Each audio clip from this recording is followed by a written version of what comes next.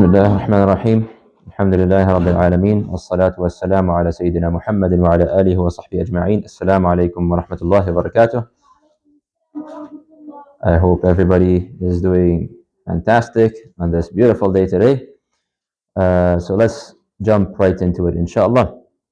And we'll start off with the homework questions, which I had left you with last week.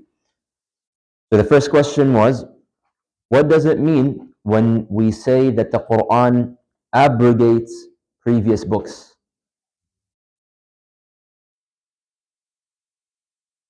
Boys or girls? Yes, I guess the girls were the first to raise their hands. Yes.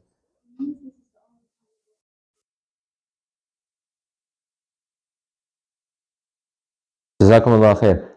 So last week we explained in Aqidah the Quran. We were talking about the sources of Aqidah, and we started with the Quran.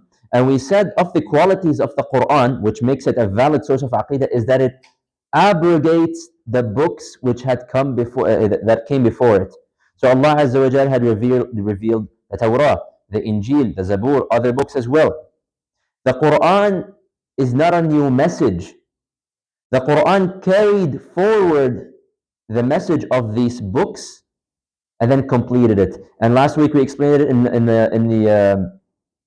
in the concept of a new version, a new release. Remember, we said like a new iPhone came out. Khalas, the older version nobody wants it anymore. Everybody wants to buy the newer version because it has the newer features, it has the newer security updates and the new camera, whatever it is, you know. So khalas, the new iPhone abrogated the older iPhone. So the Quran abrogates the previous books, meaning the previous books are no longer valid. It is only the Quran which is valid. We also mentioned that the Quran is a book of judgment.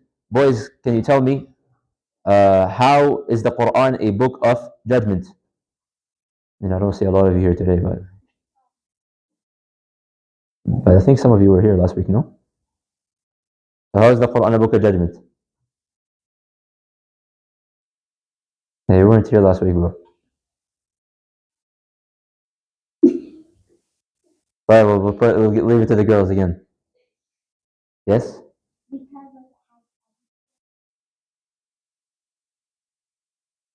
Everything that happened, like no. Yes?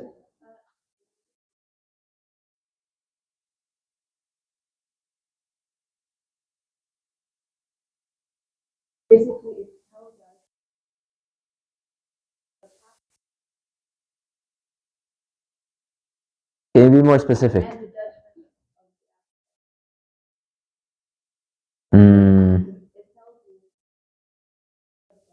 I'll give you a hint. I'll give you guys a hint. In real life today, in a court of law, if a judge wants to determine whether someone is innocent or guilty, what do they do? Yes, again? Huh? Yes? No, not the proof. Okay, what's the proof? Give me more specific. Okay, so it's not that difficult of a question. I don't know why you guys are struggling. Yes? Okay, be more specific. They look at the Quran to be like, you're wrong, or like, whatever, you're free, or like, whatever. Oh, you learned from the Quran. لا حول ولا قوة إلا بالله. They take it out of the Quran and then well, last time, خلاص, yes. Okay, but no, you had to be more specific. Yes, you want to answer? Jazakumullah khair.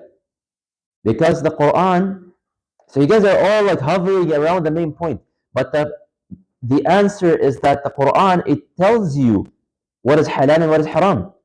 It tells you what is right and what is wrong. So therefore, when someone does something, you can bring it to the Quran. The Quran tells them, okay, you did something wrong. So it judges them. Or did something right, it judges them. And I told you last week as well that if we had a pure and an actual Islamic state, then the judges would actually rule based on the rulings of Quran. Someone who steals, and I gave you that example last week, they would be judged in accordance with what the Quran says they should be judged. Someone who commits evil deeds as well. So things like this. And it also acts as a judge between people when there are differences in terms of things regarding the deen. We also we then spoke about the hadith. We spoke a little bit about Abu Hurairah. We mentioned that Abu Hurairah had a very strong memory. How did he gain a very strong memory? Yes, Mahad. Very good. So he made a dua. So it's not. So he made a dua, and Prophet Muhammad said "Ameen" to it. So we mentioned two incidents last week. We mentioned Abu Hurairah, and we already spoke about who Abu Hurairah is. I'm not going to recap again. But he was sitting with two of his companions in the masjid. They were waiting for Prophet Muhammad. They were doing their adhkar. They were, everybody was doing their own thing. As soon as Prophet Muhammad arrived, they all stopped. So he told them, don't stop. Keep making dua. And so they started making dua, and Prophet Muhammad started saying Ameen to their du'as. And when Prophet Muhammad says Ameen to your dua, khalas, this is a dua. That's like extra guaranteed dua. So the two people first make their du'as. He says Ameen to them. Then Abu Hurairah says, Oh Allah, grant me whatever these two guys asked for, and grant me a strong memory so I can remember things. And I can basically remember, I don't forget the knowledge that I learned. And Prophet Muhammad said, Ameen. And the other two were like, Ya Rasulullah, we also want to have a memory. So he said, Abu Hurairah has beat you to it. Meaning that was a limited special offer, and Abu Hurairah was the one who got it. The hadith that we spoke about last week had to do with the branches of faith. And we mentioned in the hadith that haya is a branch of faith. Why is haya a branch of faith? Yes? And what is modesty? Affecting your what? I can't hear that last word you said. Your ummah? No, that's not what modesty is. So when we say someone has modesty, someone is modest, what does it mean? Oh, you guys are sleepy today. What's going on? Nothing, Habibi. I wasn't talking to you. I was talking to the class. Why is haya a branch of faith? What is haya in the first place? Please don't talk, Yakhi. Yakhi, you can't make me quiet. Should I just repeat last lecture? Should I bother going to the new lecture? I feel like we've all just forgotten what's everything from last week. Yes?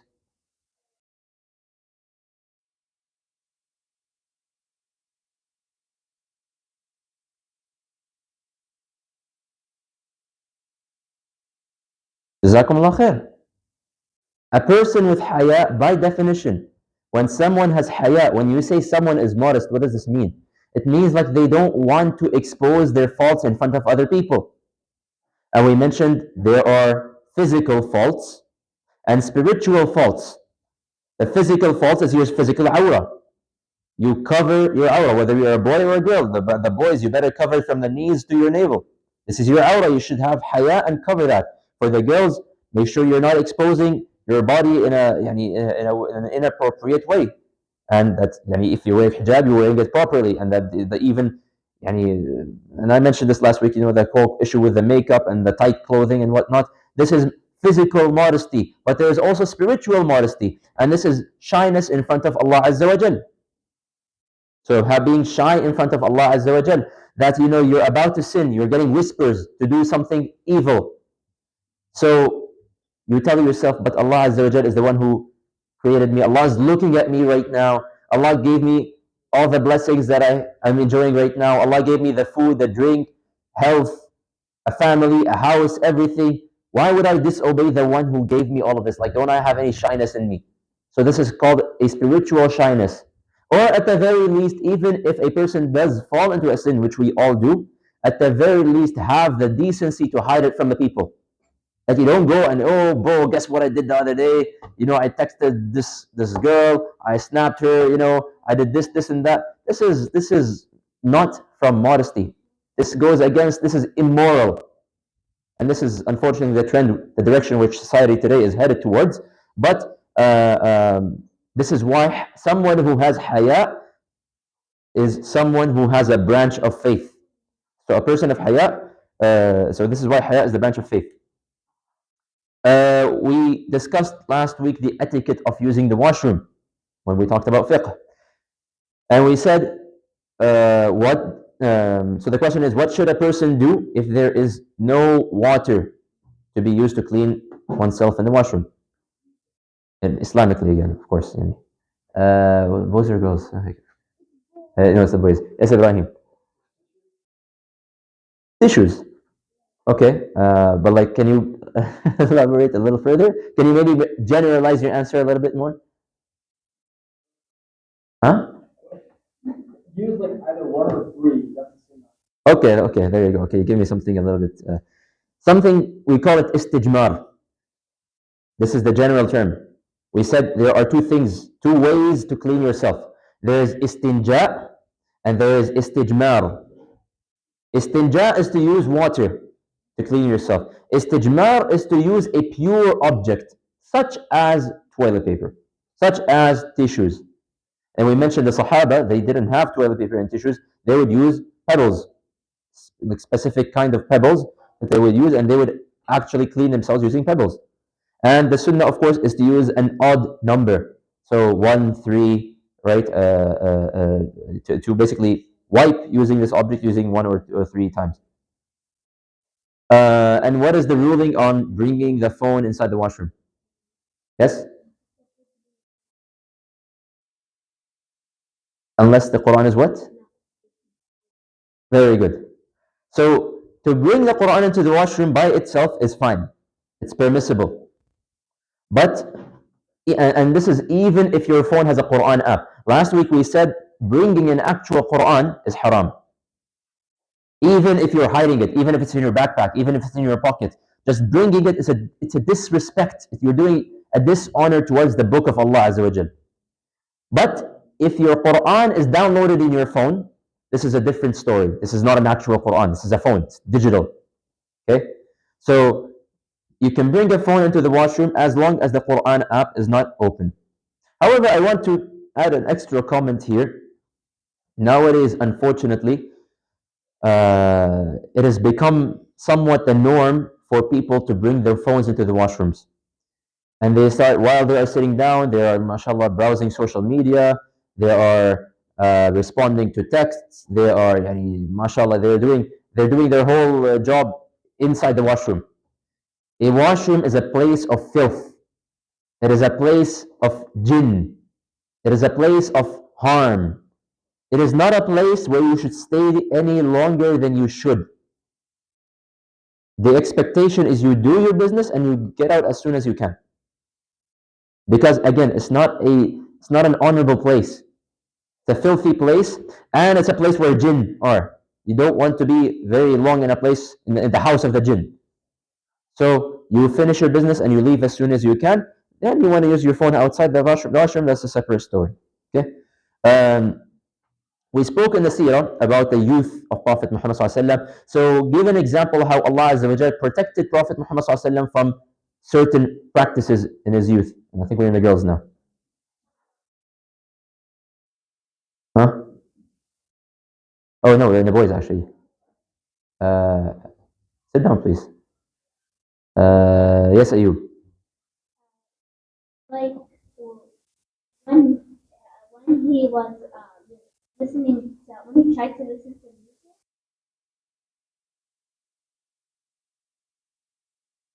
Can you please sit down? Sit down, please. Take your time to sit down, يا أخي. Made him like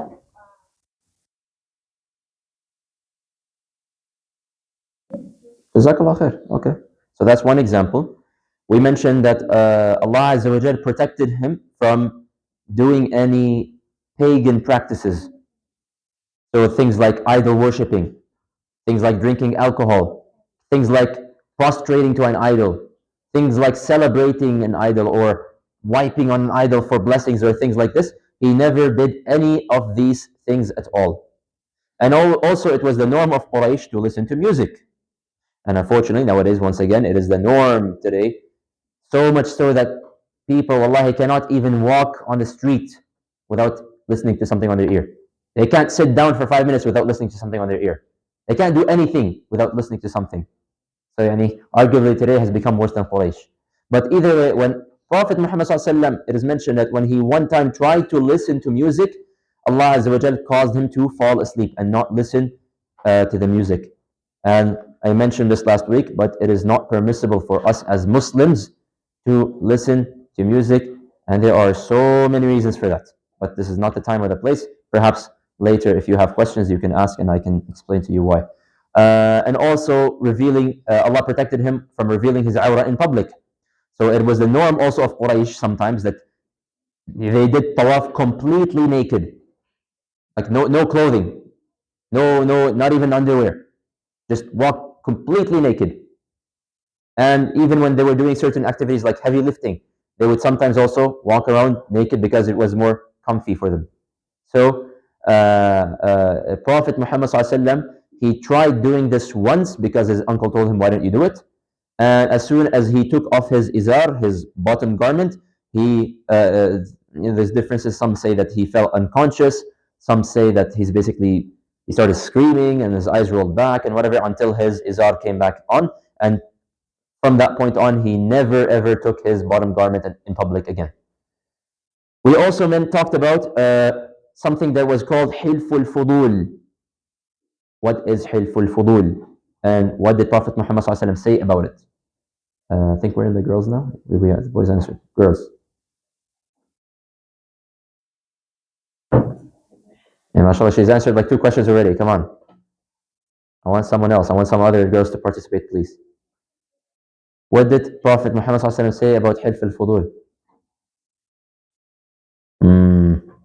Allah, today you guys are very, very out of it. And by the way, all of these lectures are uploaded online. So if you're forgetting any of this stuff, please go to the previous lectures and review them. Otherwise, day one of the lectures, I told you, bring a notebook and write things down. Otherwise, you're wasting your time. You're not going to remember anything. There's a lot of information that is being taught here. Unless you are writing it down, you're really not going to gain much benefit. Back to the boys.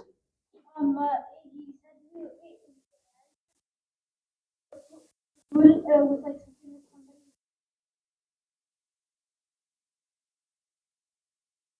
somebody something and they didn't pay him. And he keeps saying, oh, to other. Okay. They give him his rights, and Prophet Muhammad Awesome. said that he would keep on doing this if he could. So you're correct. Let me just reword what you just said. So Hilf al-Fudul, we said it was an alliance between, or an agreement between the leaders of Quraysh that we will stand with the person who is oppressed against the oppressor. So if someone, like you said, didn't pay someone else when they should have, they bought something but they didn't pay, and they insisted that they're not going to pay, and that's what happened in Hilf al-Fudul. That the Quraysh would come and stand against the person who's not paying until he pays. And Prophet Muhammad ﷺ said that I would take part in this hilf, in this agreement, in this pledge, even after Islam. Okay? Any questions so far? I can't tell if you guys are, you get it or you're just completely lost. I feel like everybody's lost at this point. Alhamdulillah. Anyways, let me move on. Let's continue from where we left off in the Aqidah last week. So, was there a question in the back?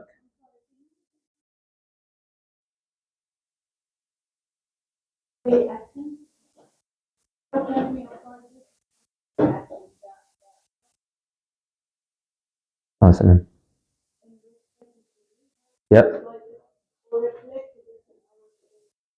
So Hilf al-Fudul, how do we reflect it in today's action? So Hilf al-Fudul, it's obviously the reason why Prophet Muhammad ﷺ said, I would do it again, I would take part in it again. It's because it agrees with our values of Islam.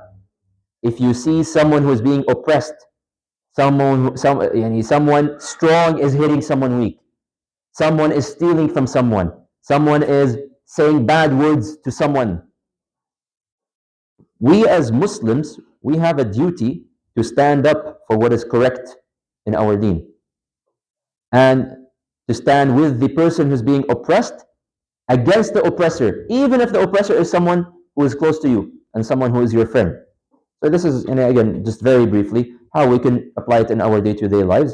And on a global level, this also shows that there is nothing wrong if Muslims get into an alliance with non-Muslims over something that is good.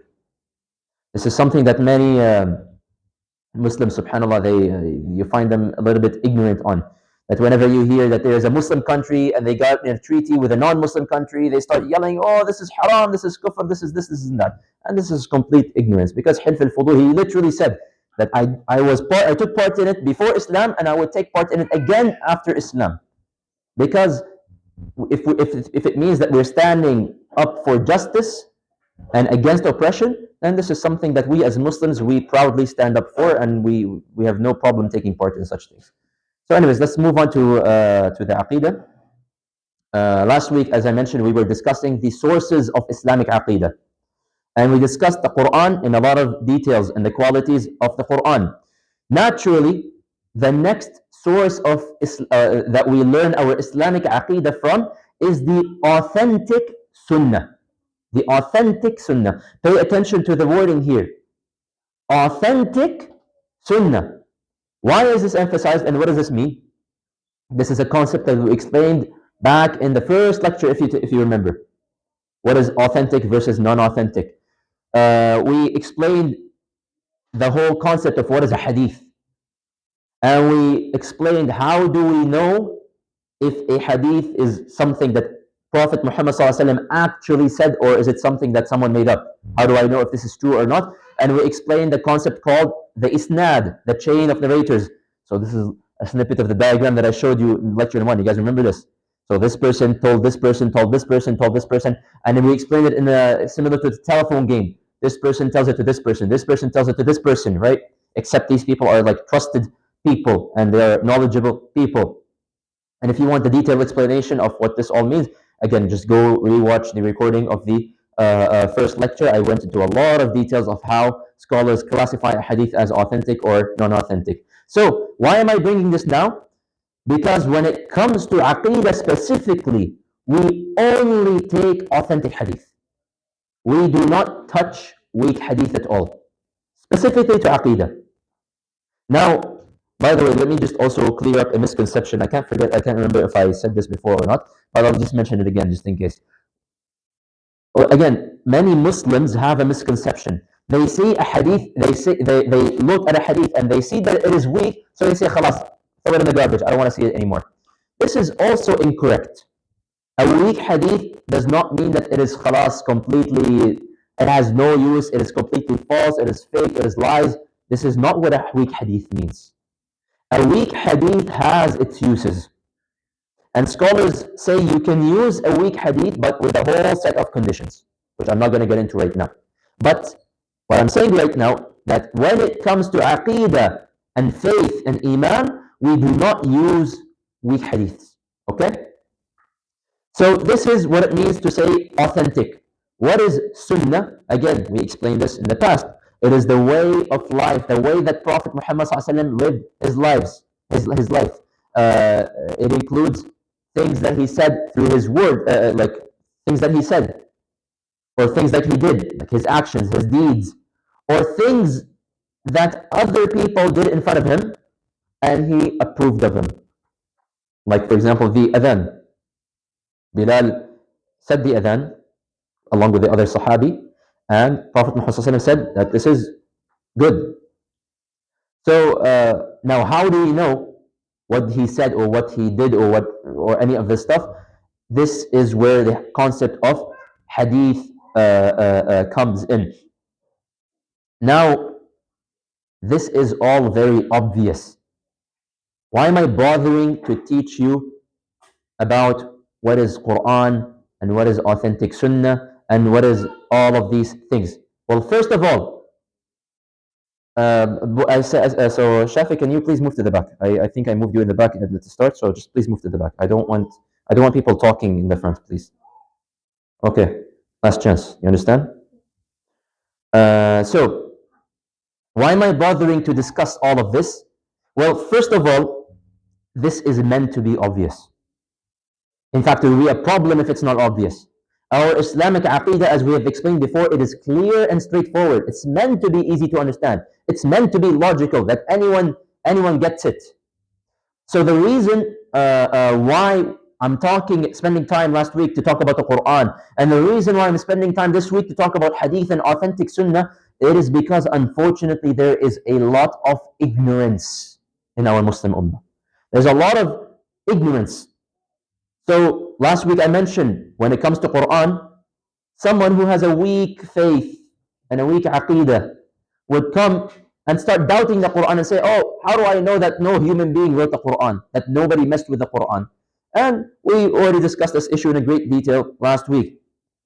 But this week, I'll bring up another issue, a common issue, in fact, or I wouldn't say common, but it's an issue that comes up every now and then from a certain group of people, specifically towards the authentic Sunnah. And they say, for example, in fact, the whole issue with these people is that they reject the Sunnah in the first place. So you hear sometimes people, perhaps you might have heard them even on YouTube, people who think they are being smart. In fact, they are not smart. They are very dumb. And they are thinking they're being smart, and they're saying, oh, I believe in Allah, I believe in the Quran, but I don't believe in Sunnah. I don't believe in Hadith. How do I know that this Hadith is not the word of Allah? So why should I believe in it?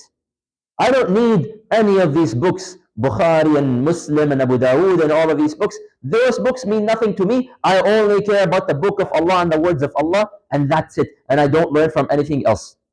And subhanAllah, even 2 days ago, I remember I was watching a lecture online, and one of the comments literally said exactly what I just had said.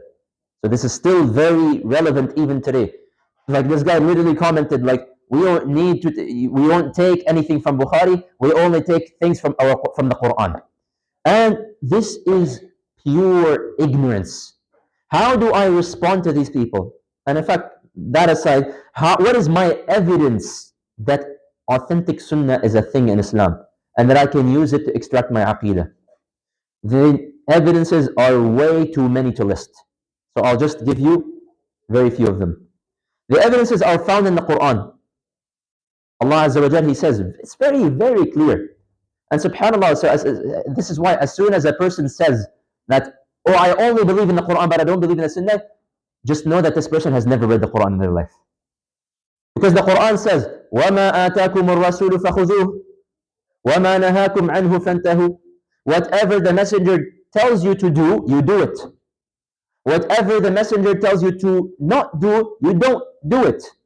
Okay, how are you going to know what the messenger told you to do and what he told you not to do?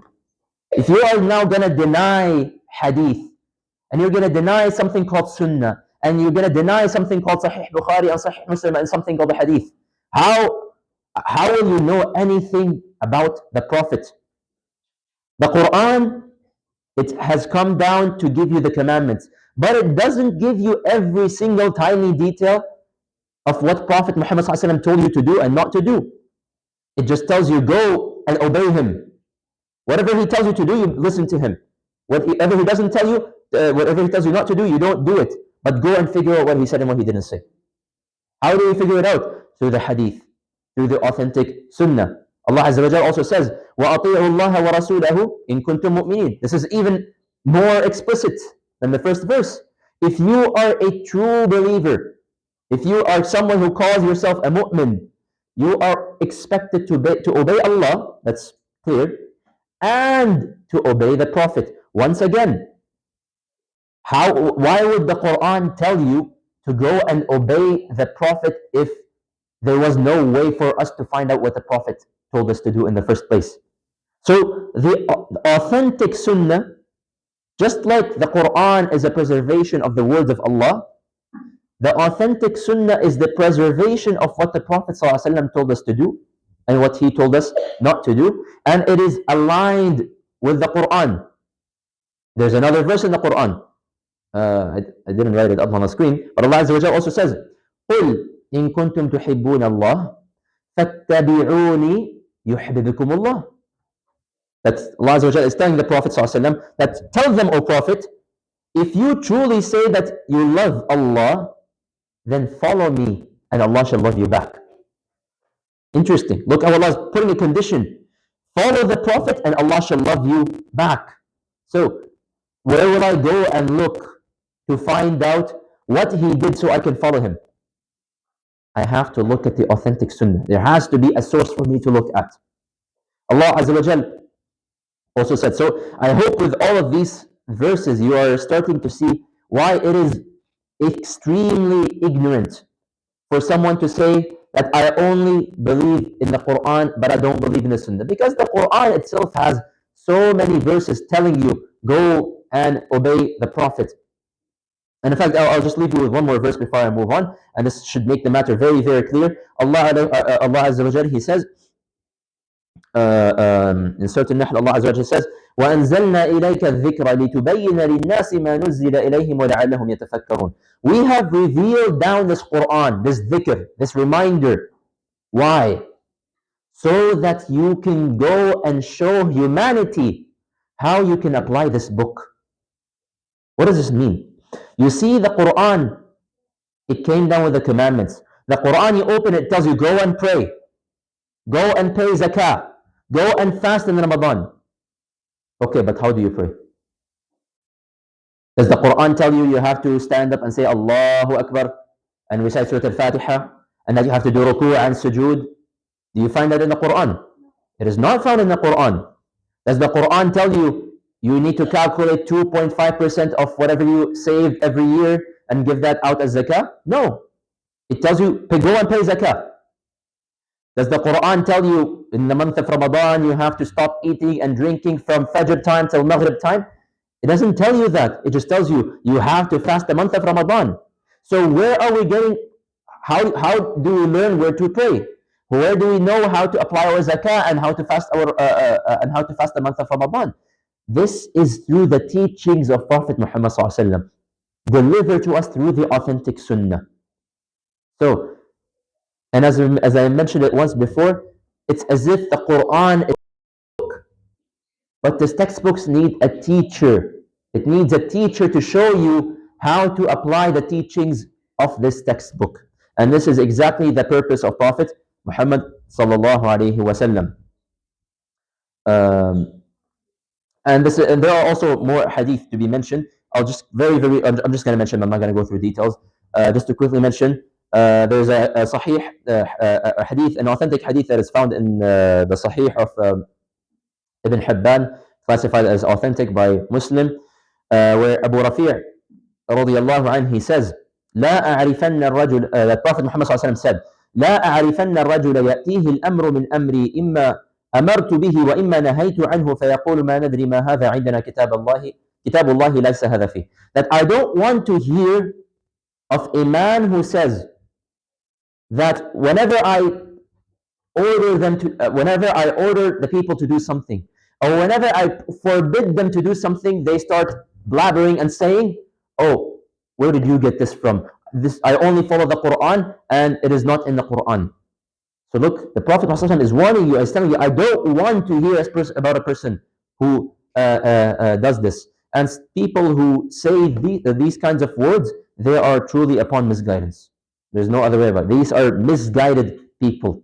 So we do not ever say things like this where, oh, because it's not in the Quran and it's only found in an authentic hadith, that I don't take it. By saying this, you're now denying Prophet Muhammad sallallahu alaihi wasallam. And Prophet Muhammad sallallahu alaihi wasallam also found in hadith found in authentic Sunan Abu Dawood, authentic hadith, where Al-Miqdam ibn Ma'di Karib, he said that Prophet Muhammad sallallahu alaihi wasallam said, ألا إني أوتيت القرآن ومثله معه. Verily, I have been given the Quran and something like it with it. Now, what is something like it with it? The scholars say this is the Sunnah. This is the Sunnah. So, the authentic Sunnah is the second source of us learning our Islamic Aqidah. The third and final source that we will study and discuss is something that we call the Ijma', or the consensus or the agreement of the early generation. So this is now the third source. We mentioned the first source is the Quran. Second source, the authentic Sunnah. The third source, the consensus, which means the agreement of the early generation. So the consensus, and this is the more, I guess, academic term, following the consensus of the righteous Salaf, as-Salaf al-Salih. Now I'm going to pause here for a second, because I know a certain group of people, probably not you guys, will be very triggered when I use this word Salaf. And maybe someone who will watch this recording will come to me later and be like, you were following such and such a group and this and that. And some people, when you tell them I follow the Salaf, they will start to freak out, like, oh my God, you're a Salafi. And this is very ridiculous, to be very, to make a long story short, this is very, very ridiculous and unnecessary. The word Salaf, okay, the word Salaf, what does Salaf mean? Salaf literally means the earlier generations. So, by definition, your grandfather is Salaf. Your great-grandfather is Salaf. But when we talk about Salaf, when it comes to Islam, and we say the word Salaf, we are talking about the Sahaba and the generation after them, the Tabi'un, and the generation after them as well. So don't we all follow the Sahaba? Don't we all love the Sahaba? Don't we all love the sons of the Sahaba, sons and daughters of the Sahaba, the Tabi'un? And don't we follow them? If you are answering yes to these questions, then you are someone who respects and follows the Salaf. And every Muslim in existence who considers themselves a righteous Muslim is someone who follows the Salaf. However, it's also important to point out that we do not go to extremes. You see, the issue with the Muslim Ummah today, it's a very big issue. And it is found everywhere. One of the contagious diseases that we find in our Ummah today that honestly we really don't need in today's time is that if the Muslim in front of me does not agree with the opinion that I follow, or if the person is listening to a certain sheikh or to a certain group of scholars, people start throwing the labels kafir, you're a mubtadi', you're someone who's making things up in the deen, or you're someone who's misguided. This is one of the biggest issues of our Muslim Ummah today. And it's already caused so much harm and so much division. Oh, don't go to these people because these people are upon so and so. Oh, don't go to those people. Don't go to this. Don't listen to him. Don't listen to this.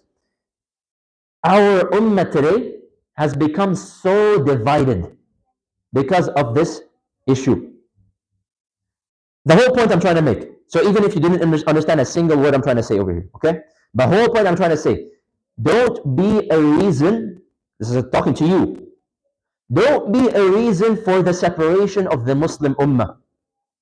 As long as the person in front of you believes in La ilaha illallah, Muhammadun Rasulullah, and he is acting upon that, even if they follow different opinions than you, even if they follow a different school of thought, do not be a reason for the separation of this ummah. Do not cause unnecessary fitna that I'm not going to listen to him, I'm not going to follow him, I'm not going to pray behind him, I'm not going to do this and that. This is the last thing that we need today. The last thing that we need today. Anyways, back to where we were. Aqeedah can be extracted from the agreement of the righteous Salaf. And Salaf, as I mentioned, these are the Sahaba, the Tabi'un, and the generations after them. The righteous Salaf are also referred to as Ahlul Sunnah wal Jama'ah. Ahlul Sunnah wal Jama'ah. Why are they called Ahlul Sunnah wal Jama'ah? They're called Ahlul Sunnah, the people of the Sunnah. Why? Because very easy, they follow the Sunnah. Because they follow the Sunnah. Wal Jama'ah. Why are they called the people of Jama'ah?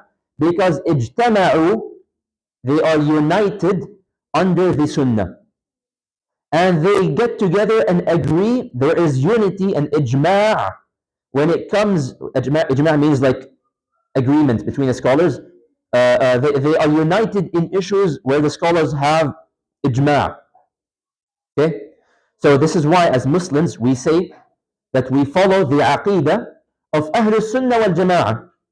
Because whatever aqeedah that the Sahaba was upon, this is the righteous aqeedah. They learned the aqeedah from Prophet Muhammad ﷺ. So they are upon the righteous aqeedah. Therefore, I follow the aqeedah of the Sahaba. And I follow the aqeedah of the sons of the Sahaba and the daughters of the Sahaba as well. This is called Aqidah of Ahlul Sunnah wal Jama'ah. Now, the Ahlul Sunnah al Jama'ah, and I'll just briefly mention this as well, they are called sometimes the Al-Firqa al-Najiyah, the saved sect. And it is also called Al-Firqa al-Mansura, the prevailing group. Why are they called this? These are coming from different hadith of Prophet Muhammad sallallahu in the first hadith he says, narrated by Auf bin Malik, this is found hadith is authentic, found in Ibn Majah and other books of hadith as well. وَالَّذِي نَفْسُ مُحَمَّدٍ بِيَدِهِ لَتَفْتَرِقَنَّ أُمَّتِي عَلَى 73 فِرْقَةٍ فَوَاحِدَةٌ فِي الْجَنَّةِ وَاثْنَتَانِ وَسَبْعُونَ فِي النَّارِ. That I swear by the one who has my soul in his hands, my ummah is going to split into 73 groups. Why are they going to split? Exactly because the reason I told you. People telling don't follow them, don't follow this, don't follow that. They're going to split into 73 groups. 72 of them will be in the hellfire, and only one of them will be in Jannah. So the Prophet, Sahaba asked, Ya Rasulullah, who are they? Who are these people who are going to be entering the Jannah? He said, Al-Jama'ah. The Jama'ah, the united body of the Ummah. Okay? And in another hadith, he says, again, authentic hadith found in the Tirmidhi, ثوبان, he narrates the Prophet Muhammad, he says, لا تزال طائفة من أمتي على الحق ظاهرين لا يضرهم من خذلهم حتى يأتي أمر الله. A group of my ummah will continue to prevail. They will always remain on the top.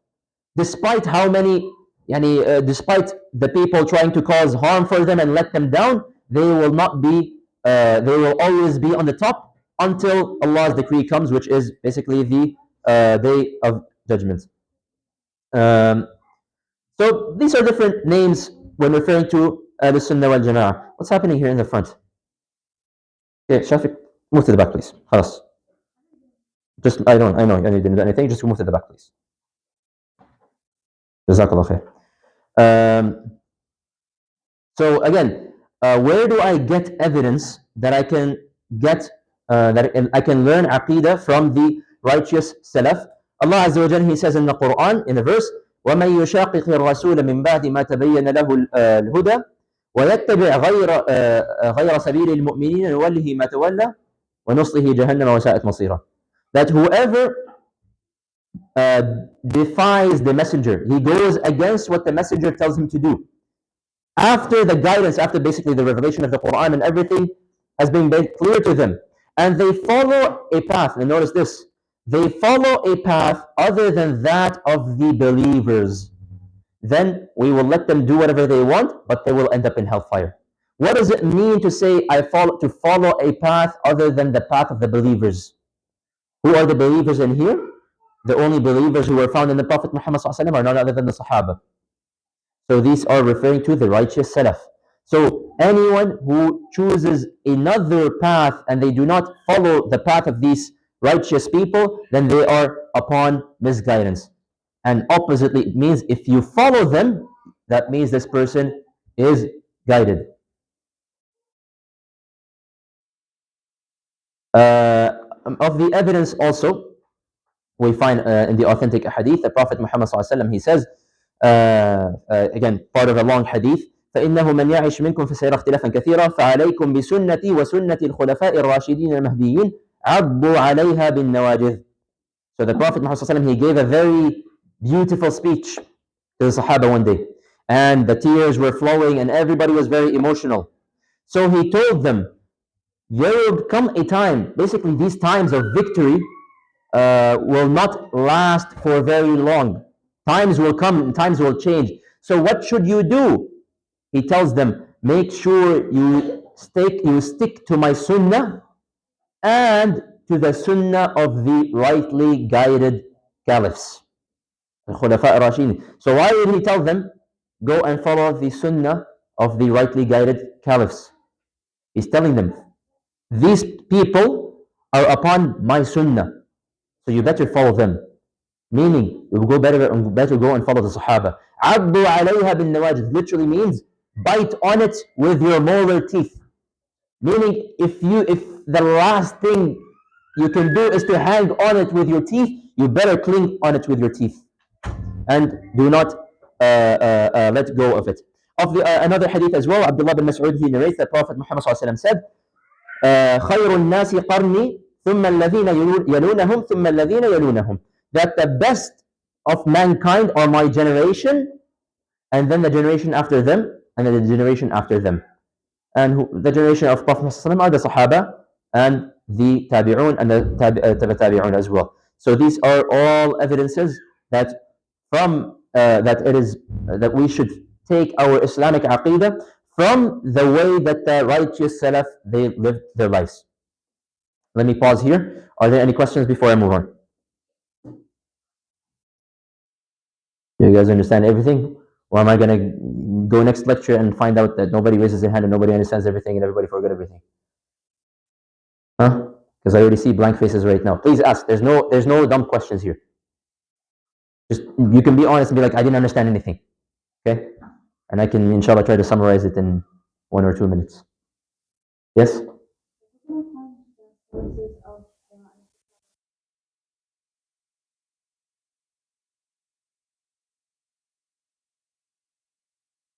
How can you find the life of the Sunnah of the Khulafa? So that's a very good question. Some of them are found in a hadith because they lived with Prophet Muhammad ﷺ. So we get to see how they lived their life. Okay, so part of it is found in the seerah, but there are also books dedicated to explain how every Sahabi lived their life. So there are many books by many scholars that show us and they explain to us, and they also put their sources, of course, down, of how the Salaf, and especially the Sahaba, how they went ahead and lived their lives. So for example, when I last week explained to you about Abu Hurairah, where did I get his information from? When before that I told you about Anas ibn Malik or Umar al-Khattab, where did I get this information from? This is all recorded. This is all of this is recorded. So when you go and read these sources and these books, you will learn how they lived their lives, and you can, from that, you can see how you should also live your life. Make sense? Any other questions?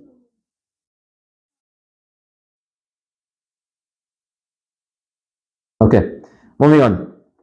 So last week I shared with you a hadith, very short hadith, found narrated by Imam Ahmad.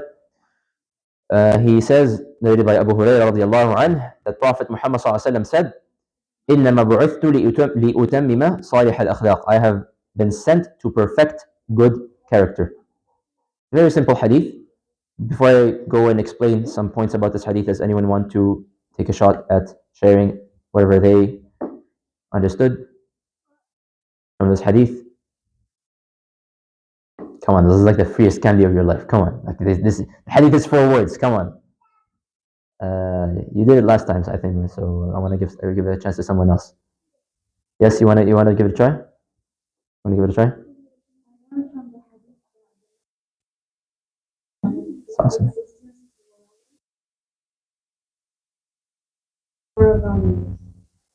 Jazakumullah khair.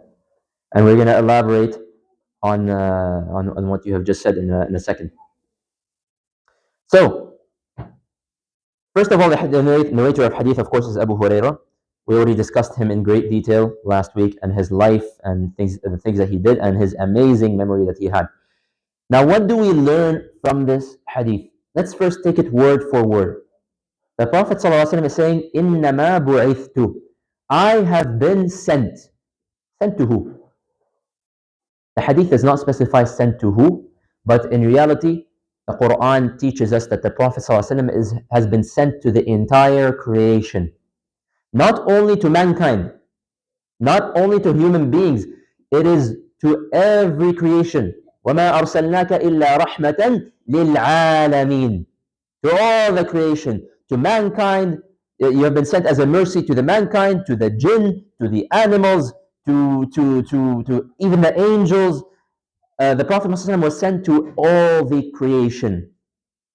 Why was he sent? لِأُتَمِّمَ صَالِحَ الْأَخْلَاقِ, I have been sent to perfect good character.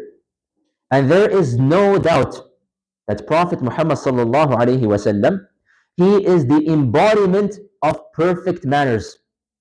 He is the embodiment of good character. There is no human being who exists who can possibly have better manners and a better character than Prophet Muhammad ﷺ.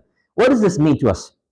This means that in every situation that he encountered, and this is, by the way, why it is so important for us to learn the seerah, because of this.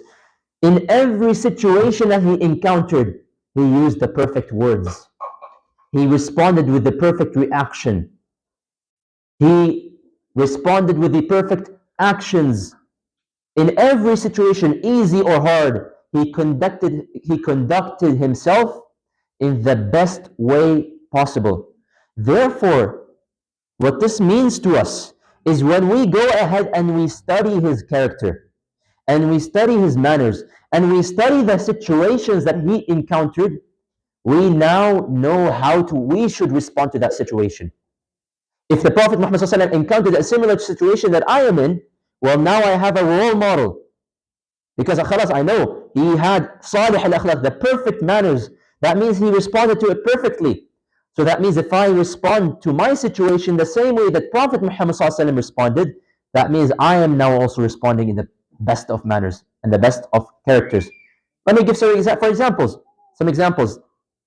We all know that Prophet Muhammad ﷺ, he got upset and sad many times in his life.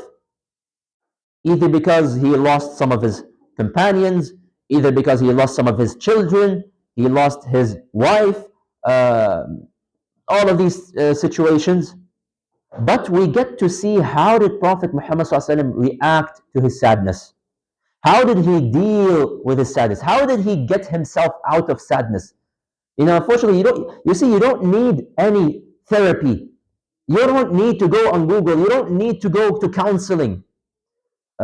Even though, yes, you should seek professional help if you really need it. But before you go and seek that, why don't you go and seek what Prophet Muhammad ﷺ did? See how he responded to his difficulties and his sadness, and try to do the same thing that he did. Because the hadith is telling us he responded perfectly. There is no better way to respond to the situation than the way that he did. The Prophet Muhammad ﷺ also, for example, he dealt with rude people. He dealt with people who had a sharp tongue. And every single one of us has probably dealt with a rude person. Someone who insulted you. Someone who said things that hurt you before. Well, we learn how the Prophet Muhammad ﷺ responded to someone who insulted him. Someone who made fun of him. Someone who was very rude to him. When we go and learn about how he responded, now we have an example we can follow, such that if a rude person talks to us, I don't necessarily respond with the way that I want to respond by insulting, by becoming angry and fighting them back and getting physical. No, I respond in the best of character and manners, the exact same way that Prophet Muhammad ﷺ responded. Another example, and I'm just listing examples because I'm showing you this hadith is a short hadith, but it's so profound, and it can be applied it's very relevant in our lives. The Prophet Muhammad ﷺ also got stressed out. He's a human being at the end of the day. There were certain situations where he got stressed out, where he didn't know what to do, where he was confused. And we find ourselves sometimes stressed out, whether it is because of family situations, whether it is because of exams or whatnot. We also feel stressed out. But now we know how should you deal with stress. Before you go and start Googling how to deal with stress and all of these things, go and find out how did Prophet Muhammad ﷺ deal with stress, and try to adopt his character and manners in your situation as well. So through all of his experiences, we have a perfect conduct, a perfect role model that we can now refer to for any situation in our life. And even the Quran, Allah Azza wa Jal, He acknowledges and praises the character of Prophet Muhammad ﷺ. Allah Azza wa Jal, He says in Surah Al-Qalam, وَإِنَّكَ لَعَلَى خُلُقٍ عَظِيمٍ. You are upon an outstanding character. There is no other character like yours. In another hadith, in a very long hadith found in Sahih Muslim, Aisha basically gives us a long description of how Prophet Muhammad ﷺ was like. One of the descriptions that she gives, she says, كان خلق النبي صلى الله عليه وسلم القرآن. His character, if you want to summarize it, His character was the Quran. Meaning, if you were to look at Prophet Muhammad ﷺ, it's as if you are seeing a breathing Quran, a walking Quran, a living Quran living amongst you. Therefore, what does this mean? If you want to apply the teachings of Quran in your life, not just through the actions, but I'm saying applying the Quran 24/7, then go and apply the manners and character of Prophet Muhammad ﷺ, and that way perhaps you can also become a living Quran as well. Of the learnings from the hadith as well. Now interestingly, it tells us the main mission that Prophet Muhammad ﷺ was sent for was to perfect the best of characters. Now that should raise perhaps a question. Wasn't his main mission La ilaha illallah Muhammadun Rasulullah? Wasn't his main mission to teach us how to pray and how to fast and so on? The answer is yes. That was his primary mission. But how come here is saying the primary mission is to deliver good character? Well, they come together. It's part of the same package. Having good manners, and please listen to this, having good manners is not separate from applying the 5 pillars of Islam. Being a good person is not a separate thing. It's not a separate good deed that you are doing than from praying and donating and all of these things. It's one package. Think of it this way. If Islam is a building, if Islam is the building, the base of this building is your character, is your manners. And on top of this base, the 5 pillars of Islam are built. So they come together. It's part of the same building. And then on top of the pillars of Islam, you have the 6 pillars of Iman. But the foundation is laid down starting with your manners and with your character. So what I'm trying to say, having good character and good manners is not an extra good deed that you're doing. You're not doing anyone a favor by being a good person, by having good manners. It is part of your Islam. It is part of your Islam. That is, you're doing with your daily obligations. They come hand in hand together. Let me make this a little bit clearer. Allah Azza wa Jal, He gives us an example in the Quran. Through a very long verse in Surah Al-Baqarah. Allah Azza wa Jal, He says, لَيْسَ الْبِرَّ أَن تُوَلُّوا وُجُوهَكُمْ قِبَلَ الْمَشْرِقِ وَالْمَغْرِبِ. Righteousness is not by just doing the physical actions. By Allah tells you to face the east, you face the east. You face the west, you face the west. That's not what righteousness is. That's not how Allah defines righteousness. What is righteousness then? وَلَكِنَّ الْبِرَّ مَنْ آمَنَ بِاللَّهِ وَالْيَوْمِ الْآخِرِ وَالْمَلَائِكَةِ وَالْكِتَابِ وَالنَّبِيِّينَ وَآتَى الْمَالَ عَلَى حُبِّهِ. So the one who believes in Allah, the last day, the angels, the books, and the prophets. وَآتَى الْمَالَ عَلَى حُبِّهِ ذَوِي الْقُرْبَى وَالْيَتَامَى وَالْمَسَاكِينَ وَابْنَ السَّبِيلِ وَالسَّائِلِينَ وَفِي الرِّقَابِ. And he gives charity out of the best of their wealth towards the relatives, the orphans, poor, travelers, beggars, and for the captives. وَأَقَامَ الصَّلَاةَ وَآتَى الزَّكَاةَ. And establishing prayer and those who pay the zakah. وَالْمُوفُونَ بِعَهْدِهِمْ إِذَا عَاهَدُوا. And they fulfill their promises. They keep their people of their word when they make a promise to someone.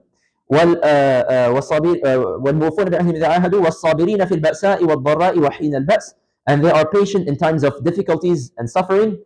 أُولَٰئِكَ الَّذِينَ صَدَقُوا. Those people who fulfill all of these conditions, those are the people who are truly righteous. It's a long verse. It's a long verse.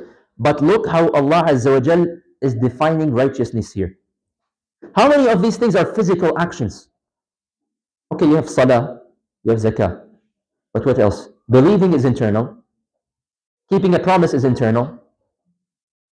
Having patience is internal. Establishing prayer, even though yes, it has physical aspects, it also has internal aspects. It's the inside which matters to Allah Azza wa Jal. It's inside. Allah Azza wa Jal says, so the righteous are those who believe. Giving charity. So giving charity, for example, it's a physical action, yes.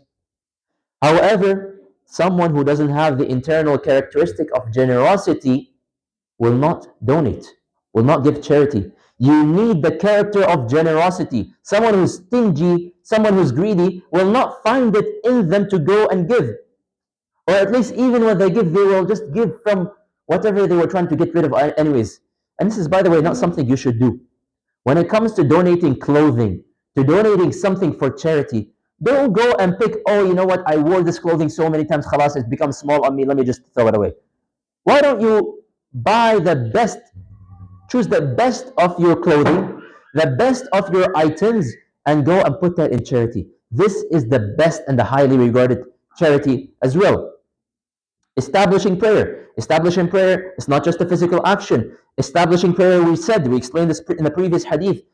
It means someone who fulfills the conditions of prayer and also fulfills the obligations within the prayer. And that's not simply done by the physical actions. It requires focus. It requires responsibility. It requires punctuality. All of these are internal characteristics. Keeping pledges and promises. This requires honesty. It requires trustworthiness. Patience. Patience is an internal characteristic in itself, right? So every deed that you are doing, every deed that you do, every deed that exists in the book, it requires support by some sort of internal characteristic. Therefore, if a person perfects their character and their manners, then they perfect their deen. And they will find it very easy to do all the commandments that Allah Azza wa Jalla told them to do. It starts with your character and your manners. And this is why Prophet Muhammad ﷺ was a walking Quran. Now we will never be able to reach the level of Prophet Muhammad ﷺ. However, you can do something about it. You can at least put some effort and work towards it. In fact, Allah Azza wa Jalla, He says, and this is one verse in the Quran that we hear in almost every single Friday khutbah. Allah Azza wa Jalla, He says, إِنَّ اللَّهَ يَأْمُرُ بِالْعَدْلِ وَالْإِحْسَانِ وَإِيتَاءِ ذِي الْقُرْبَى وَيَنْهَى عَنِ الْفَحْشَاءِ وَالْمُنْكَرِ وَالْبَغْيِ يَعِظُكُمْ لَعَلَّكُمْ تَذَكَّرُونَ. That Allah Azza wa Jalla is commanding you to have justice and good conduct and have generosity, and is forbidding you from indecency and bad conduct. And one of the righteous scholars, Hasan al-Basri, he comments on this verse and he says, every good deed in the book needs some combination of justice and good conduct. And every bad deed in the book has a combination of indecency and bad conduct. Therefore, this literally means the better your character is, the better your manners are, the less likely you're going to be falling into disobedience and falling into sins. Very simple. It's very important. Now, with all of this said, how does a person build a good character? How can I have a good character? How can I have a character that's as close to the character of Prophet Muhammad ﷺ as possible? And in fact, let me ask another question as well. Is a person born with a good character? Or is good character something that I need to acquire? Okay? Like, am I just unlucky that I don't have good manners? I don't have a good character. Am I just unlucky to be born like this? Or is this something I can do about it? The answer is yes to this and yes to this. Both are correct. Allah Azza wa Jal has created every single human being with a certain set of characteristics. And no two people are the same. Even siblings, no two siblings are the same. You will find one sibling who has patience. You will have one sibling who is kinder than the others. You will find a sibling who is more intelligent than others. This is Allah's Sunnah. This is how Allah creates people. So Allah puts strengths in certain people and He puts weaknesses as well. So you might be a person, maybe you're a person who is patient, but perhaps you find it difficult to give away from your money. Perhaps you're someone who's honest and someone who's trustworthy, but you have a hot temper. You get angry very quickly. So, yes, people are born with a certain set of characteristics. However, a person can also work on their weaknesses. A person can overcome their weaknesses and transform them into strengths. Okay? Think of it like a video game, you're selecting I don't know whether it's a racing game or a fighting game or whatever. Every character has a attack power, a speed power, agility, whatever. You know, all of these different stats, right? There is no character that has it all, that fulfills all of them at 100%. So this is us human beings as well. There is no person who has 100% in all their stats. However, you can work on yourself so you can level up your stats. Okay, that's as simple as I can phrase it. Yani, hopefully it makes sense now. So, for example, someone who gets angry quickly can put some effort and say, and this is just an example, you know what? As soon as I start feeling angry, I'm gonna leave the house. I'm gonna go and take a walk, just take a breath of fresh air. I'm gonna go and work out in the gym. You know, all this anger, I'm just gonna take it out in the gym. Or you know what? I'm gonna memorize the adhkar that I should do, and I'm gonna seek refuge in Allah from the shaitan every time I become angry. Whatever it is, but you lay down a plan so that you can overcome your weakness. Or the same thing as well. You can apply the same kind of plan for someone who is stingy and greedy, or someone who is impatient. You think, okay, you know what? I know this is my weakness. How can I work and improve myself? Well, step number one, you have to recognize what are your strengths and what are your weaknesses. And this is, by the way, an exercise that I highly recommend you all do today when you go home. Think for yourself and be honest with yourself. What are your good qualities? You know, list down what are the 3 best qualities that I have. You know, am I someone who's, and if I were to look at everything that I have and I were to select the 3 of the best qualities that I have, what are my 3 top strengths? Write them down. But also be honest with yourselves. What are 3 weaknesses that I have? 3 things that I'm really, really, really struggling with. Write them down as well. Then think to yourself, you know what? These weaknesses, what can I do about them? How can I overcome them? And don't make excuses for yourself. If you're saying, oh, but I'm trying so hard, but my manners are not improving, or my character is not improving, this only means you're not putting in enough effort.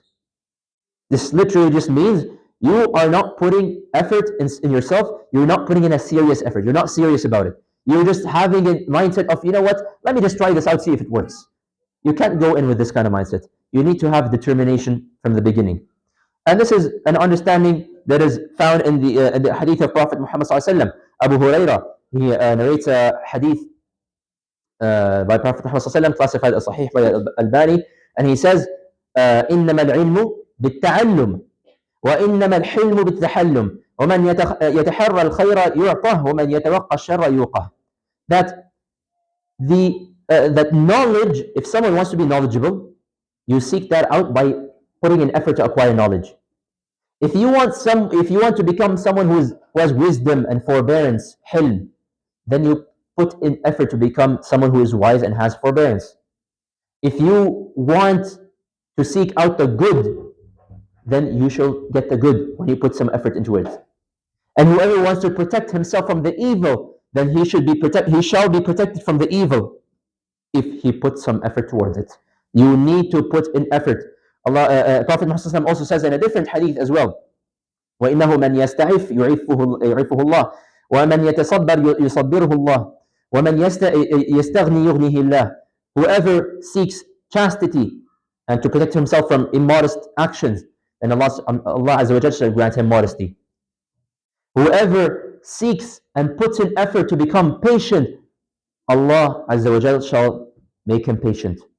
And whoever puts in effort to become, he doesn't go out to other people for help. He only he's self-sustaining. Then Allah Azza wa Jalla shall make him self-sustaining and not needing other people as well. But you need to put in the effort. And building character is not easy. As I mentioned, it needs a lot of focus.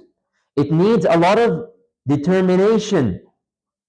And nowadays, unfortunately, a lot of people, they tend to focus on the physical actions, which is not wrong, but there are more important things also that you need to work on.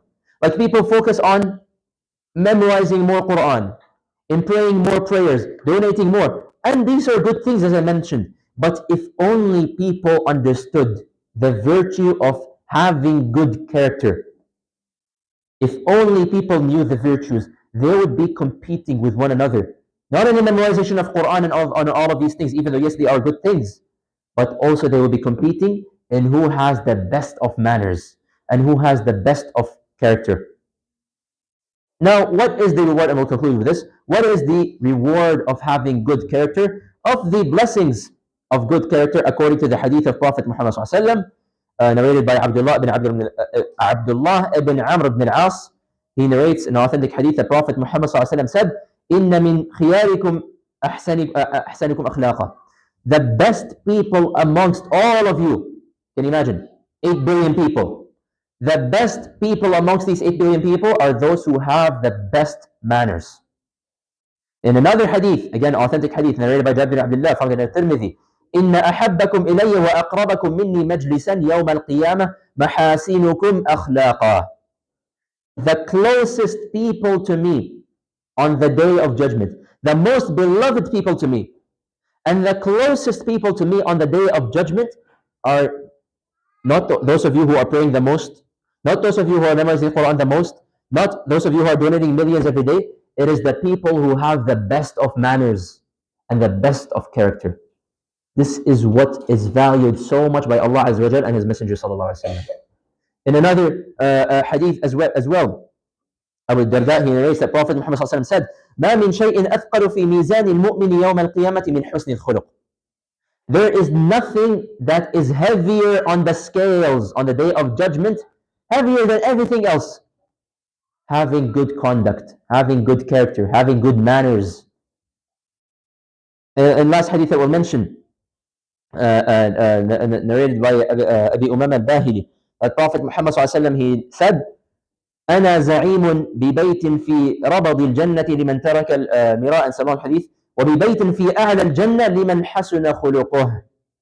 I am guaranteeing you, promising you a house in the highest level of Jannah. Who are these people? Those who have the best of manners. So we need to be honest with ourselves.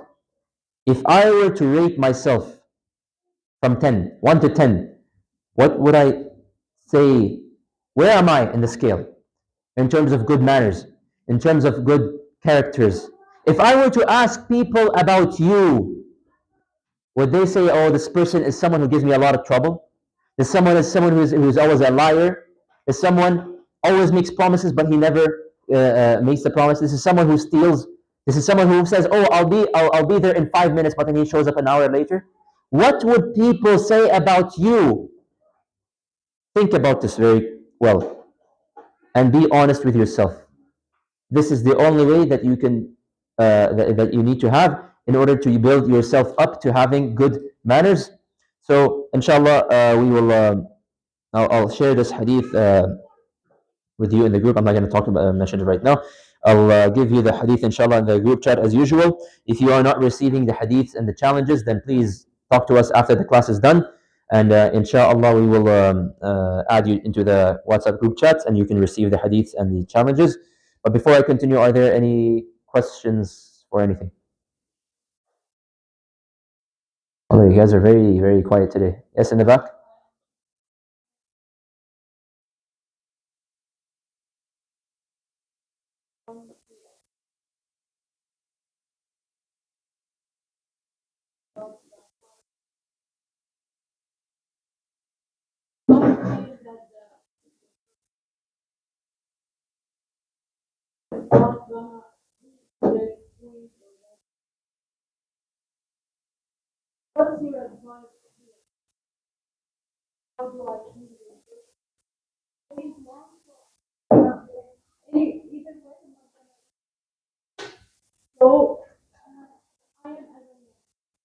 So that's a very good question. So like, what do I do if perhaps I see myself as, I need to improve my manners, I need to improve my character, but you feel like there is so much to work on and that you will never reach a certain level, and you're saying, khalas, whatever, I'm not going to bother trying. First of all, realize that this is coming from shaitan. Because shaitan is trying to do whatever he wants to stop you from taking any steps. Because he realized Shaitan knows what will happen if you start taking the steps. He knows that. He knows that it will screw up whatever plans he has done. And all the hard work that he's been trying to do to get you to sin, to get you to move away from the dhikr of Allah, all of his hard work will go to waste as soon as you start to work on yourself. So he's going to start whispering to you, don't even bother, Yahi. You're never going to become someone who's honest. Look at all the people. Nobody likes you. Everybody knows that you're this, and that. Everybody knows that you're a sinful person, this, and that. So he tries to demotivate you. So as soon as you get these thoughts, recognize that they are coming from shaitan. So do not allow shaitan to stand between you and good deeds. This is of the biggest traps of shaitan. It is also of the weakest traps of shaitan. Because there is never a barrier between you and Allah Azza wa Jal.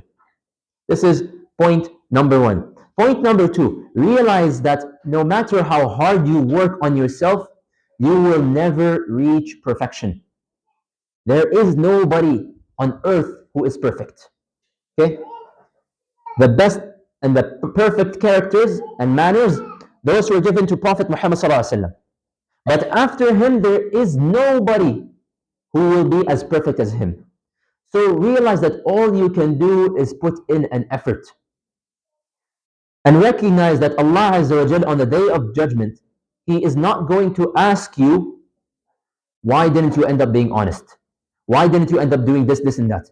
Allah is not going to question you about the result. Allah doesn't care about the result. And this might come as shocking to some of you. Allah does not care about the result. Allah is going to question you about the effort. Allah is going to tell you, okay, you know what? You were born being someone hot-tempered. What did you do about it? Allah is not going to ask you, why were you hot-tempered? It's not fair. Because I was created, it's part of my natural character. I'm someone who gets angry easily. I'm someone who is very, I'm greedy. Okay? It was part of my character. But the question is, what did I do about it? Every single human being is tested differently. Some people are given a stingy character and they are tested through their wealth to see, even though they are stingy, are they going to obey Allah and give and donate from their money when they are asked? Or even though there are people who are hot-tempered, are they going to have patience and hold themselves back from starting to yell out and insult on these things? This is a test from Allah Azza wa Jal. Every person is being tested differently. So focus on yourself. Focus on yourself. Always, always make an effort. Realize that you will never reach perfection. But always seek to improve yourself. Okay? And never let it get to your head, by the way. That sometimes people have the opposite. Instead of saying that, oh, there's no more point, sometimes people let it get to their head, oh no, I'm already have a good character. I already have good manners. I don't need to do anything. This is also from shaitan. And this is also the seeds of arrogance. This is how the seeds of arrogance grows inside a person, that they think, khalas, I'm already good. I'm already good. And this is not from the character of Prophet Muhammad sallallahu alaihi wasallam. Prophet Muhammad sallallahu alaihi wasallam would always make dua to Allah that, oh Allah, make me seem small in my own eyes. Make me think little of myself. Not to the point where I'm insulting myself, but let me not think too big of myself, but let me appear big in the eyes of people. Okay? So the balance there is needed as well. So I hope that sort of makes sense. Are there any other questions? No questions? So many blank faces. I don't know what this means. I'm having difficulty understanding. Do we understand, or are we confused? If you're confused about anything, please raise your hand, okay? Because I see some faces that tell me I can't wait just to go home, bro. I just want to play my video games. So, anyways, let's do some questions, starting with the girls. What is the meaning of authentic sunnah? No hands raised again. Allahu Akbar. Nobody knows what's authentic sunnah? Should I restart the lecture from the beginning? Girls, I'm asking you, what is authentic sunnah? It's not a trick question. La hawla wa la quwwata illa billah. I guess we'll go give it to the boys. Do you guys actually not know what authentic sunnah is after everything we just explained? Yes. It's where we get our aqidah from. Well, okay, what does the word authentic mean? Huh?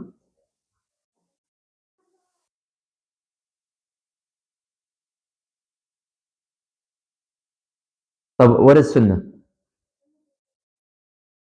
Okay, that's it. Was that very hard to answer? The words, the actions, and anything that Prophet Muhammad ﷺ approved, narrated to us through the authentic, meaning the reliable hadith, the authentic chain of narrators. So, boys and girls, these are very, very basic questions. And if a non-Muslim right now comes up to you and asks you, "Oh, what is this thing that you guys call sunnah?" You're just gonna sit blank and stare at him in the face like this, like you do it with me. This is a problem. This is a very big problem. And I explained it like less than like what 30 minutes ago or so. Right. Next, what is the proof that a Muslim must follow the sunnah in addition to the Quran? So if someone comes up to you and he says, "Oh, there's no proof that says I need to follow sunnah. I only follow the Quran." Yes, Ibrahim. There are so many verses in the Quran, and Prophet Muhammad ﷺ, he also told us through different hadiths that he received the Quran and something like it with it. When we say righteous salaf, who do we mean? Someone, you already answered, right?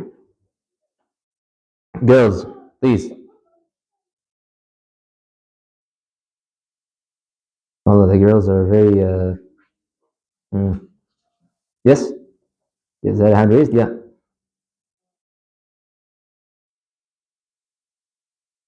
Jazakumullah khair. So when we say the word salaf, we are meaning we are talking about the Sahaba and the Tabi'un, basically the righteous generations that came after them, the early generations of the Muslims. Why are the salaf called Ahlul Sunnah wal Jama'ah?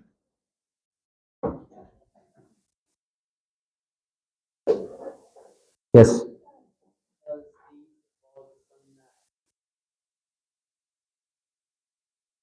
So they follow the Sunnah and they are united together under the Sunnah and the consensus of the scholars. What was the main mission of Prophet Muhammad Sallallahu Alaihi Wasallam? Yes, I expect you all to raise your hands for this one. If you didn't, then you did not pay attention for the past 30 minutes. All of you should raise your hands. Yes. Yeah.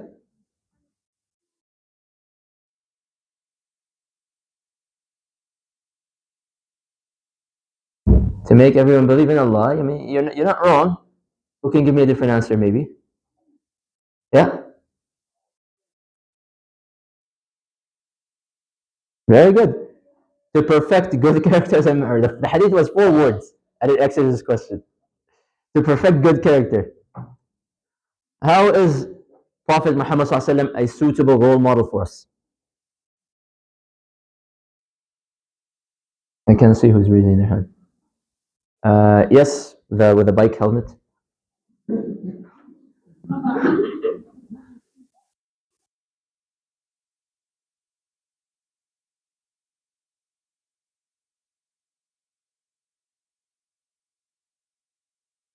Because you're correct. I mean, he had the best manners. So how does this help us?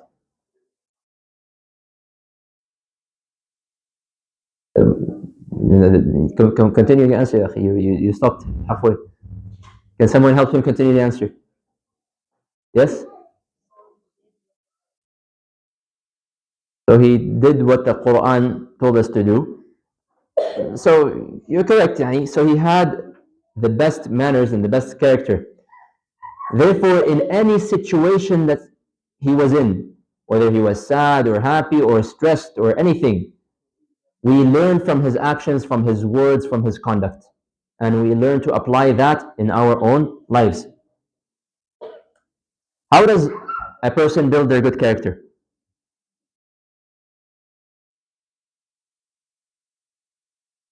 Should I even bother?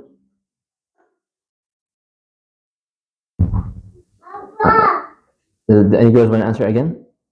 Yeah? Putting in effort. Jazakumullah khair. Just see what are your strengths, see what are your weaknesses, and put some efforts towards your weakness. What are some of the rewards of having good character? Yes, in the back. Yeah. give me يعني you're right Jannah okay بس يعني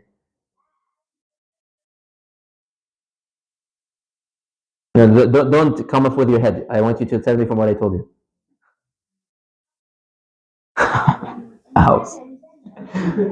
Allahu Akbar. Okay, a house built in Jannah. Also, that you will be amongst the best of the people. You will be amongst the closest of people to Prophet Muhammad in the day of judgment. Okay, are you guys sure you have no questions? I don't mean to pick on you guys, but yani, from if you guys were to sit for where I'm sitting, you will feel very depressed after after blabbering for a whole hour. You'll feel very depressed when you see nobody raises their hands. So please, if you have any questions, there are no silly questions. If you need me to re-explain something, if something just didn't make sense at all, please ask me so I can clarify it to you. Khair, inshallah. Right. Last week we discussed the etiquette of using the washroom. Right? We mentioned what is sunnah, what is makruh, what is haram, and all of these things. The next chapter that comes up in the books of fiqh is something that we call Sunan Al-Fitrah, the Sunan of Al-Fitrah. Now there should be a familiar word here, Al-Fitrah. Who remembers what is Al-Fitrah? You're Huh? I know. The natural state in which a human being is born upon, right? And we said that every single human being is born upon the fitrah. And we explained it in the terms of settings, remember? And that Allah Azza wa Jalla told us in the Quran that the fitrah that you have been created upon, the settings that you had when you were born, these are the best kind of settings. Don't change them. Don't change them because you are already upon the straight path. Okay? So every person is upon guidance and that should be not changed. Now, that discussion that we had about fitrah, this is talking about the spiritual aspect of the fitrah. Like this is inside your heart, the faith that's inside your heart, the fitrah that's inside you. However, our deen teaches us that there are physical sunnahs when it comes to your fitrah, meaning they are part of your fitrah. And if you do these kind of actions, then you are upon the best appearance and the best shape possible. Part of being a clean Muslim. These are called Sunan Al-Fitrah. Okay? So, the Prophet Muhammad sallallahu alaihi wasallam, he said in a hadith, narrated by Aisha radiyallahu anha, found in Sahih Muslim, that he says 10 things are part of the fitrah. And we're going to discuss these one by one. This is, by the way, a very simple fiqh lecture, by the way. So it should be one of the easier ones to understand. There should be nothing complicated about it. 10 things are part of the fitrah. Trimming the mustache, letting the beard grow, using the siwak, taking up water into the nose, clipping the nails, washing the knuckles, plucking the armpit hair, shaving the pubic hair, and washing oneself with water, meaning when you're using the washroom to do istinja, to clean yourself with water, not with toilet paper. Okay? And another hadith he also added, so he said 5 things are part of the fitrah. He mentioned 4 of the same things here, and then he added one, which is circumcision. Okay? So let's talk about these guys one by one. Okay? So girls, I hear some chatter, please. We're not done yet. If you want chatter, go outside. First of all, using the siwak. Now, what's the siwak? Or sometimes it is called the miswak. The miswak is this wooden stick that sometimes you find people using, right? Does anyone here have a miswak they can show? I didn't bring mine, by the way. Anyone here have a miswak that they can just show everybody? Or does nobody here carry a miswak? You have one? Okay, it's fine. You don't need to show it. But, do you guys know what a miswak is? You see the picture on the screen. So it's like this wooden stick. Okay, it's a small, thin, special wooden stick with its end kind of peeled, and it has like it kind of looks like the what do they call it? The bristles of a toothbrush, right? So it's essentially a toothbrush. Okay, it's another way of saying toothbrush. And Prophet Muhammad sallallahu alaihi wasallam, he told us in a hadith that is found in Sunan Nasa'i, السواك مطهرة للفم مرضاة للرب. The siwak is cleansing to the mouth, it's a cleaning to the mouth, and it is pleasing to the Lord. Okay, sorry, I'm starting to lose focus. Abu Hurairah also narrates that Prophet Muhammad sallallahu alaihi wasallam, he said, لولا أن أشق على أمتي أو على الناس لأمرتهم بالسواك مع كل صلاة. So Abu Hurairah, Prophet Muhammad, he told us, were it not, had it not been too difficult for my ummah, I would have ordered them to use the siwak at the time of every prayer. Like siwak is only one level before becoming an obligation. Like he said, I almost have ordered my ummah to do siwak in every salah. So basically to take out the siwak and to clean their mouth or to brush their teeth essentially. Okay? But I knew that it would be too difficult for my ummah, so I did not command them to do this. But because he said this, it means it's a very, very, very high level of sunnah. It's one of the best things that you can do.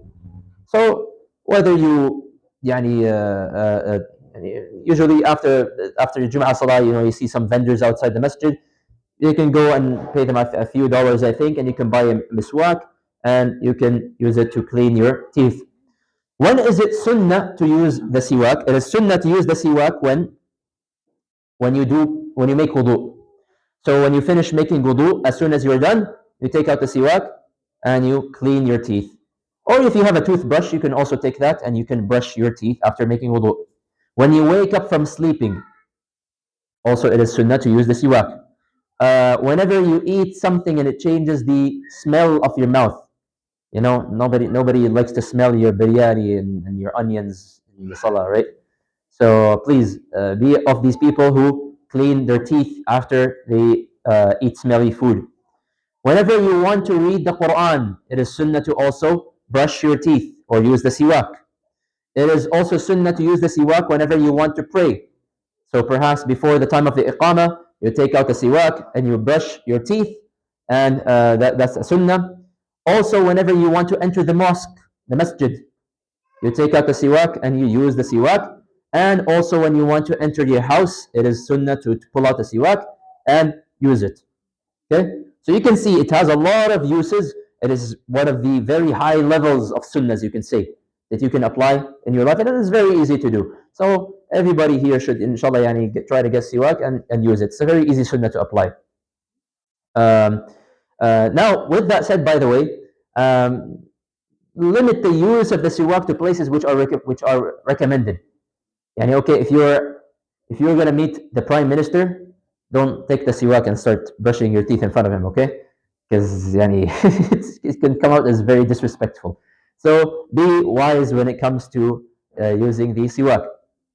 That's the first thing that we should do, siwak. Of the Sunan Al-Fitrah, shaving of the pubic hair. And the pubic hair is the hair which naturally grows around our private parts. This is dirty hair, and this should be shaved and removed with any method. Whether you have a razor that you use, or whether you are shaving with cream or whatever it is, you have to remove this hair. There's a hadith by Anas ibn Malik that Prophet Muhammad said, وقت لنا رسول الله صلى الله عليه وسلم في قص الشارب وتقليم الأظفار وحلق العانة ونتف الإبط ألا نترك أكثر من 40 يوما. So he's saying that Prophet ﷺ, he put a time limit for us when it comes to several things. When it comes to trim the mustache, to cut your fingernails, to shave your pubic hair, and to remove the armpit hair, you have a time limit of 40 days to do this. Meaning, beyond 40 days, you should not be leaving your pubic hair unshaved. And while most scholars say it is makruh, it is very disliked to leave it past 40 days, a group of scholars say it is haram. And you are sinful if you leave your pubic hair growing after 40 days. Because it's not clean, it's dirty, it's filthy. Okay? It brings about certain skin diseases as well. So this is something that every human being honestly should be doing. Okay. Uh, of the Sunnah al-Fitrah as well is trimming the mustache. Trimming the mustache, and of course, this is applying to the mostly to the boys. I know a lot of you here are still young. You guys are having grown mustaches and beard. But when you start growing a mustache and beard, you guys sometimes see some people that have, mashallah, this big bushy mustache. They want to have it, mashallah, style their mustache and whatnot. This is not from the Sunnah. The Sunnah is to completely, or not completely, to almost completely shave off the mustache. Okay? So you don't completely shave it, but you also do not let it grow out. Just trim it, shorten the mustache.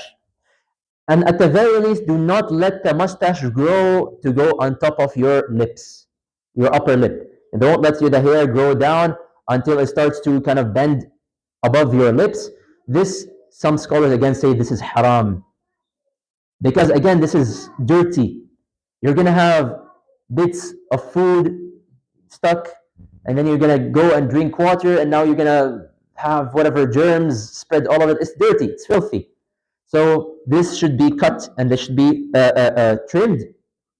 And once again, the time limit for this is 40 days. You should not leave your mustache untrimmed past 40 days. And again, it's just not clean. Imagine drinking from the same cup as someone with a bushy mustache who was, I don't know, whatever he was doing. He ate some biryani and then he smoked a cigarette and then he did whatever and then he drank some water and then he left the cup and then you have the cup right in front of you. It's very nasty, okay?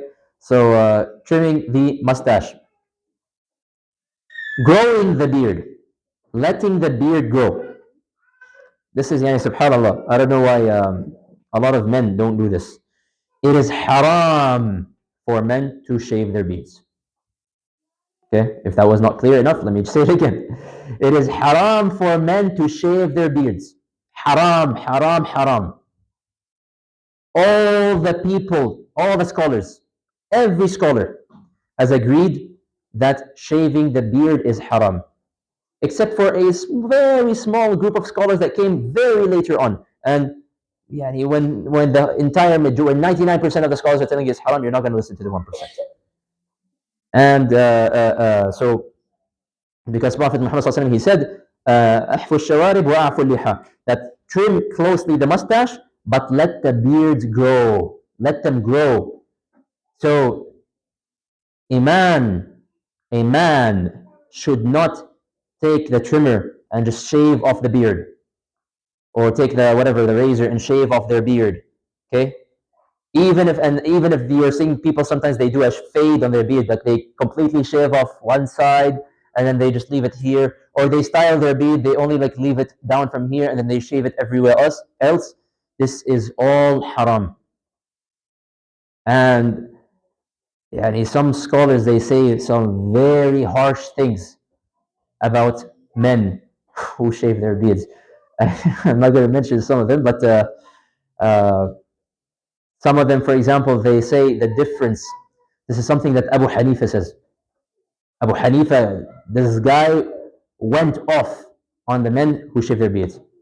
And he said the difference between a man and a woman is growing the beard. So he says you're not a man if you shave your beard. Don't sit with the gatherings of men. Go sit with the gatherings of women if you shave your beard. That's literally what he said. He literally said it's haram for you to sit down with a person who has a beard. I know it's an extreme opinion. I'm not saying don't do that, but I'm just telling you how greatly Abu Hanifa despised the men who shave their beards. And unfortunately, you find it all over the place today, men shaving their beards. This is haram and this is not allowed. Okay? Growing the beard is from the Sunan Al-Fitrah. Clipping the nails. It is very disliked to let your nails grow. Once again, you have a time limit of 40 days. So your fingernails, your toenails, boys or girls. So girls, again, whether you see your friends at schools growing out their nails and polishing their nails and doing whatever, that's what they want to do. You're a Muslim. You have to cut your nails every 40 days. And this goes without mentioning, I previously mentioned this before, putting on the fake nails and walking out your home with them in front of the people, this is haram. This is also haram. Wearing these nails, these with all due respect, these claws that you think look good on you, and they just look to everyone else like claws. They, first of all, they don't look good. I'm sorry, and second, they are haram. Okay, so you are required to cut your fingernails and your toenails, of course, and you have a time limit of 40 days. And it makes sense again when your nails grow long. You sometimes we've accidentally scratched ourselves because of long nails, or yani, it gets broken and it gets, you have a sharp edge and whatever. So clip your nails. It's part of being clean as well. Of Sunan Al-Fitrah as well is to pluck the armpit hair. So whether you do it through like plucking, or whether you are doing it through shaving, or whether again you apply a cream or whatever, just you need to get rid of your armpit hair. Okay, no, yani, you guys, I don't need to explain this to you. When armpit hair grows, you smell disgusting. That's simply phrased. As this is as simple as it gets. And the person 5 meters away from you can smell you as well, and can smell your sweat and your dirty odor. I'm sorry to yani, to be so blunt and sounding a little bit disgusting, but again, yani, I have to be blunt for people to unfortunately understand. So it should not be left unshaved for more than 40 days. Of Sunan al-Fitrah as well is to wash the knuckles. And I guess using the knuckles here was not a very good choice of words. So this picture over here, you know the joints, the skin that's on your joints behind your hands. So whether it's the actual knuckles or the skin that's on your finger joints as well, those should also be washed. Because when they get wrinkly, when you have your hand out like this, like the skin gets a little bit wrinkly, it accumulates dirt as well. It accumulates dirt. So if this is left unwashed, it becomes dirty as well. So from the sunan of al-fitrah is to also wash this skin as well. And lastly, sorry, not lastly, circumcision. Now, if you don't know what circumcision is, I'm not going to explain that right now. You can go and ask your parents, inshallah, or you can use whatever you want to figure what that is. But newborn boys, they should be circumcised.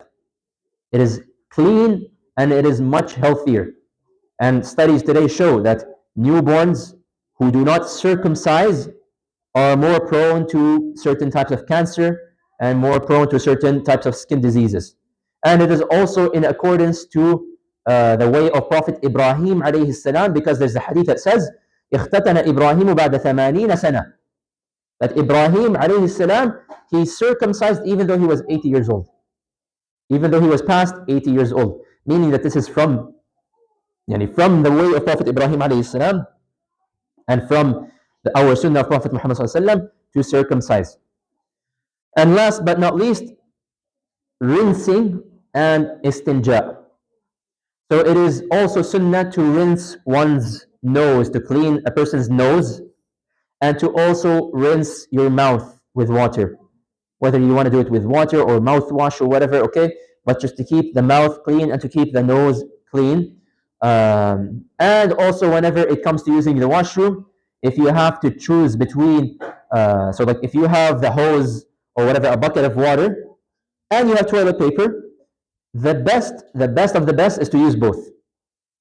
To start with water and then to also use water, toilet paper. But if you have to pick between the two, the cleaner and the one that is upon the sunnah is to use water, meaning to use istinja whenever you want to clean yourself from the washroom.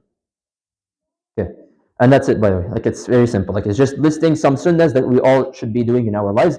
Are there any questions about this? I saw some people had their hands raised. Yes? Oh no, that not like, yeah, like the white part of your nails, like the dead part of your nails.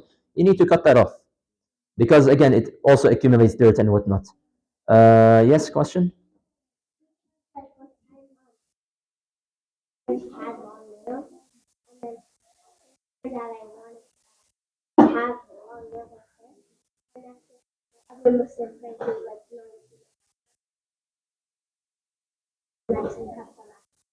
Yeah, well, your friend was correct.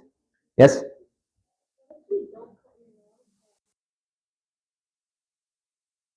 So the hadith is very clear. You have to cut the nails, even if you leave them clear. It's not clean. It's not from the sunnah. So the expectation is every 40 days. The 40 days is like the absolute maximum.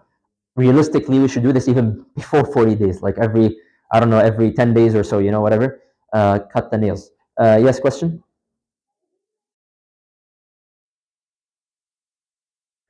So, can you wear these claws inside your house?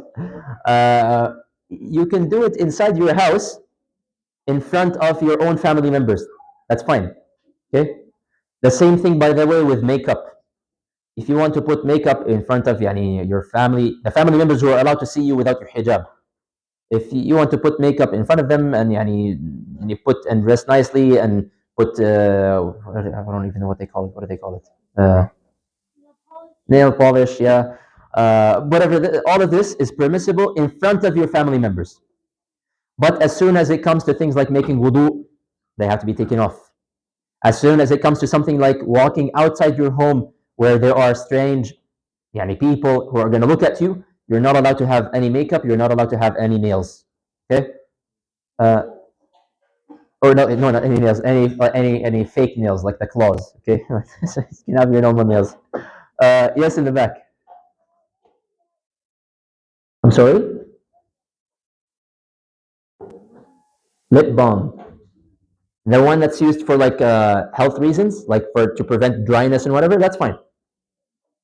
Okay, like so, and even boys, they put on like the lip balm because their lips get cracked or whatnot. Not lipstick. Okay, not lipstick. I'm not talking about lipstick. I'm talking about the lip balm, the like the exactly, yeah, exactly. You know what I'm talking about. Yes. So that one is fine. Yes, in the back.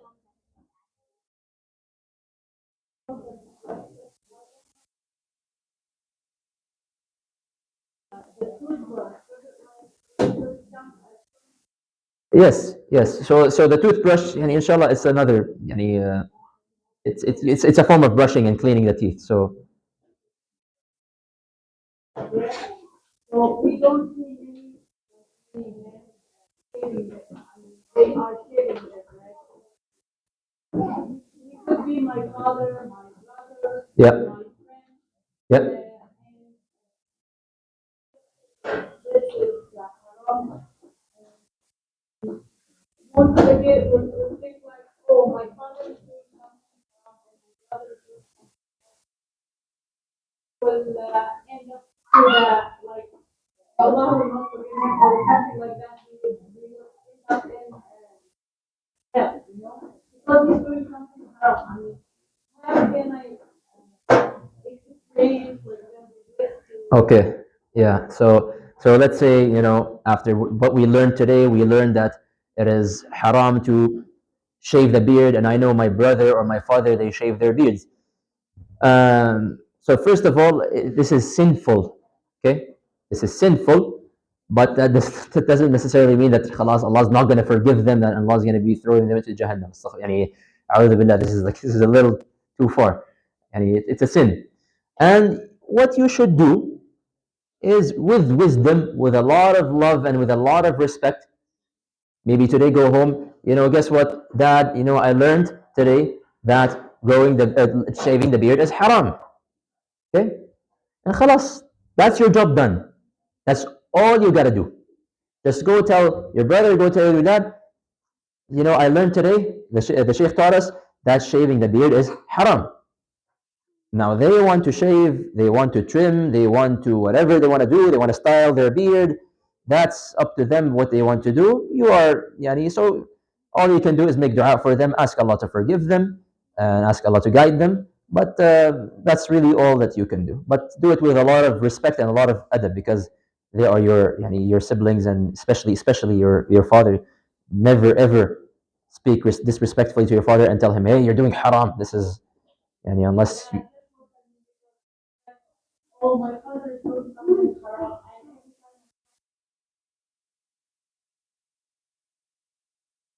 You're doing something haram. yes, no. So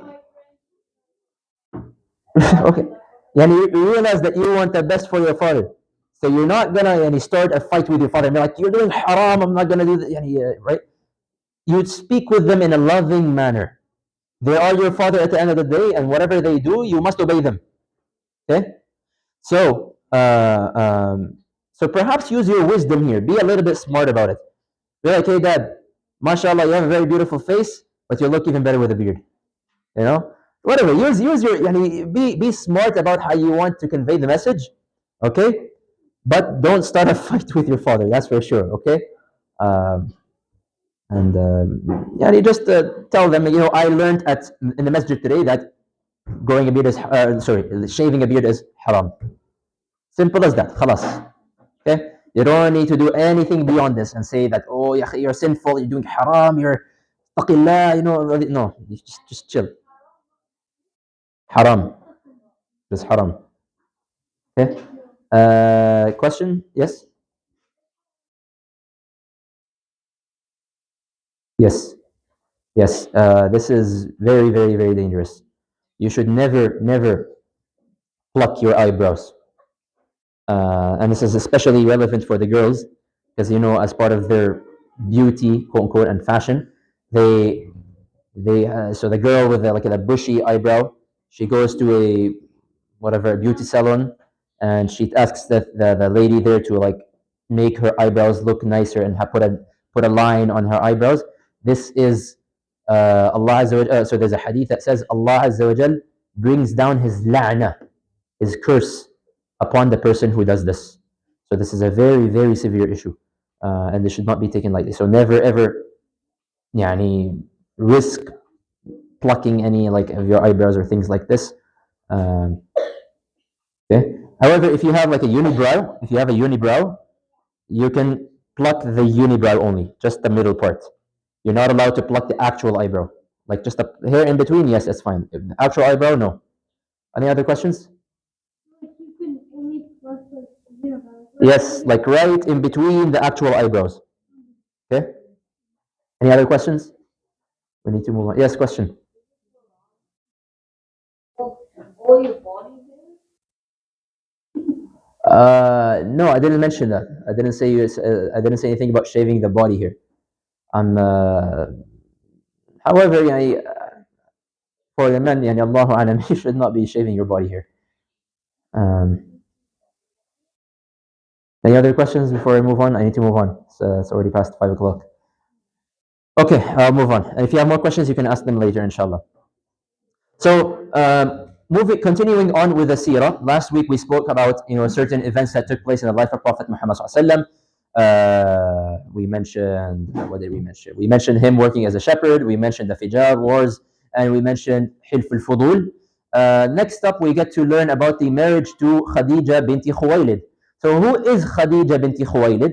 Khadija was a very wealthy lady in Quraysh. And she was also the most noble lady in Quraysh living at that time. So her family tree is like very, very important. She had a very noble family tree, and she was very wealthy. She basically was married before, and her husband passed away, and he left a lot of wealth that she ended up inheriting. And she was single and unmarried. So obviously, seeing a noble lady and a very, very wealthy lady, so many men tried to propose to her, and they wanted to marry her, probably because they had their eyes on her money, but she would turn all of them down and say no to all of them. Now, what would she do with all of her money? She didn't just let her money sit like this.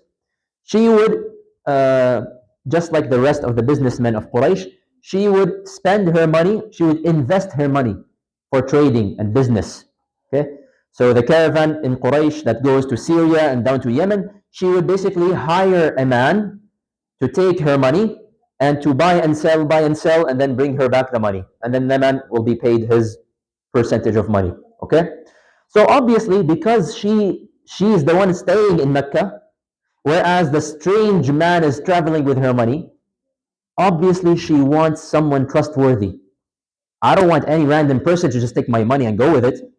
I want someone who's trustworthy and someone who's honest. And so this is where she heard about Prophet Muhammad sallallahu alaihi wasallam. Now, Prophet Muhammad sallallahu alaihi wasallam, we mentioned last week, all of this time he's working as a shepherd. He's not a businessman. He doesn't have any experience. All he knows is how to take care of some sheep. However, he had good character.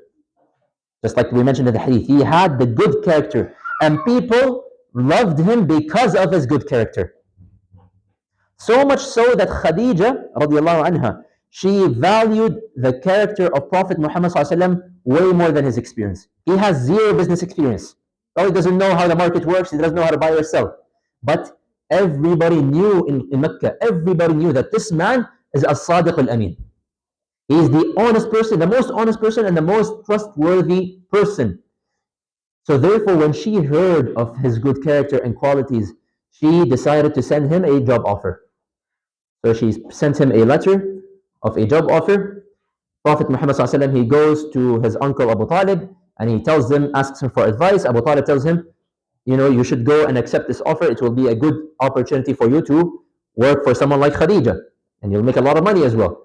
So Prophet Muhammad ﷺ accepted this offer. So this is where now his job has changed from being a shepherd to being a merchant, a businessman. So when Khadija heard that he had accepted, she appointed with him her own servant whose name was Maysara.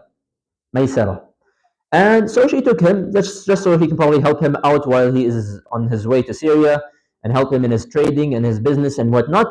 And also to probably monitor to see, is this man actually trustworthy and honest, and what is he doing?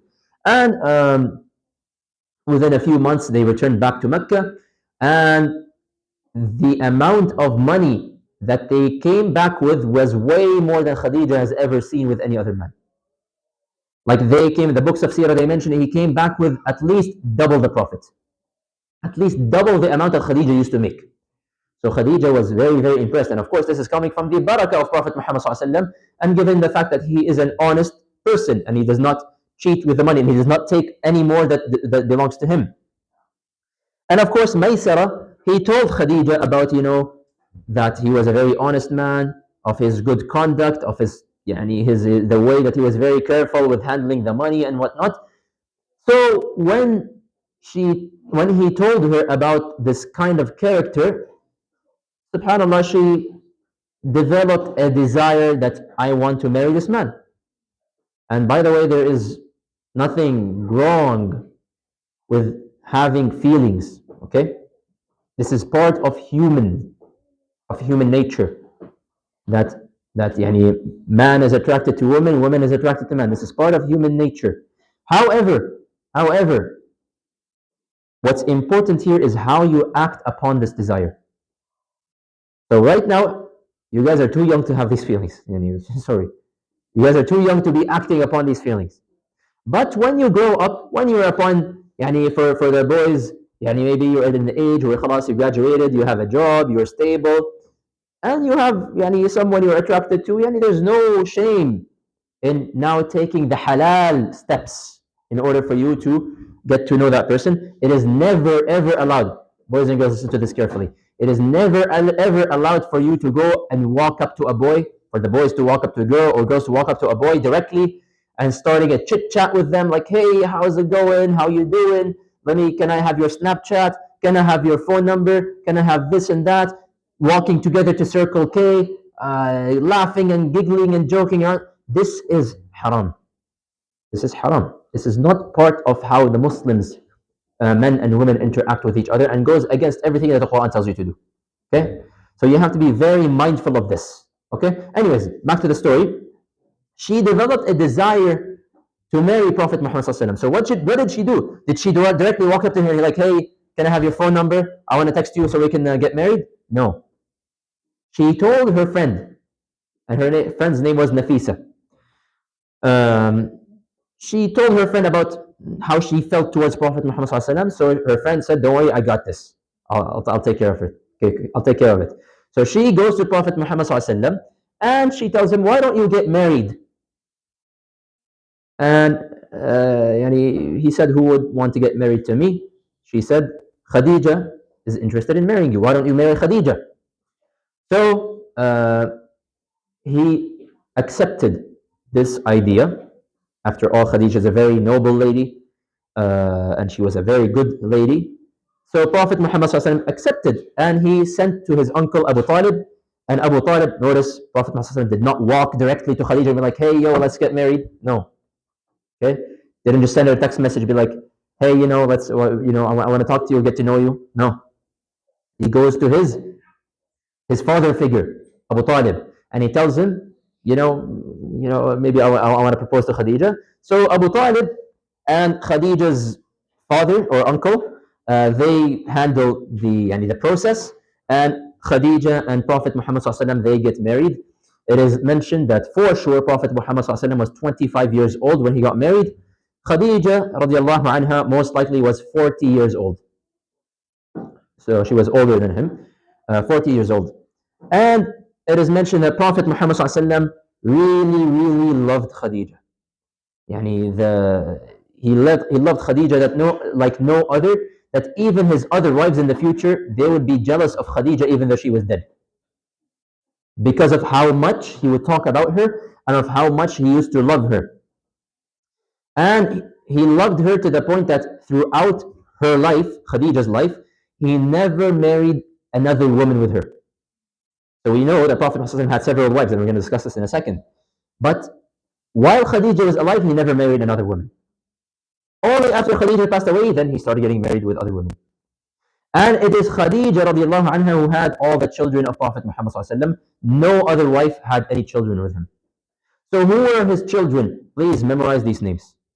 Memorize these names. Her first child, these are in order by the way. Her first child was Al-Qasim. Al-Qasim was born before Islam. And he lived to most likely around 2 years old or something, and then he passed away.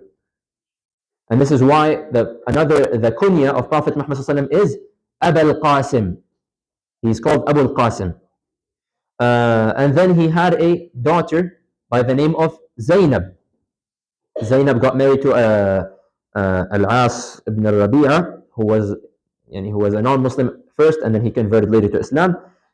And then he had a daughter. Her name was Ruqayya. Ruqayya radiallahu anha. She got married to Uthman ibn Affan. Kulthum, who also got married later to Uthman ibn Affan. And then Fatima radiallahu anha, radiallahu anhum ajma'in. Fatima got married to Ali bin Abi Talib. Fatima was his youngest daughter. And then he had another boy, and his name was Abdullah. And also he was nicknamed At-Tahir and nicknamed At-Tayyib. But Abdullah died after Islam. So he was born after Islam, but he died as an infant. So how many sons did he have? Two. And how many daughters? Four. All of his sons and daughters passed away during his life, except for Fatima.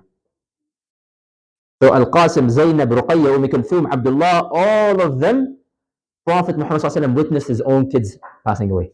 And he buried them with his own two hands.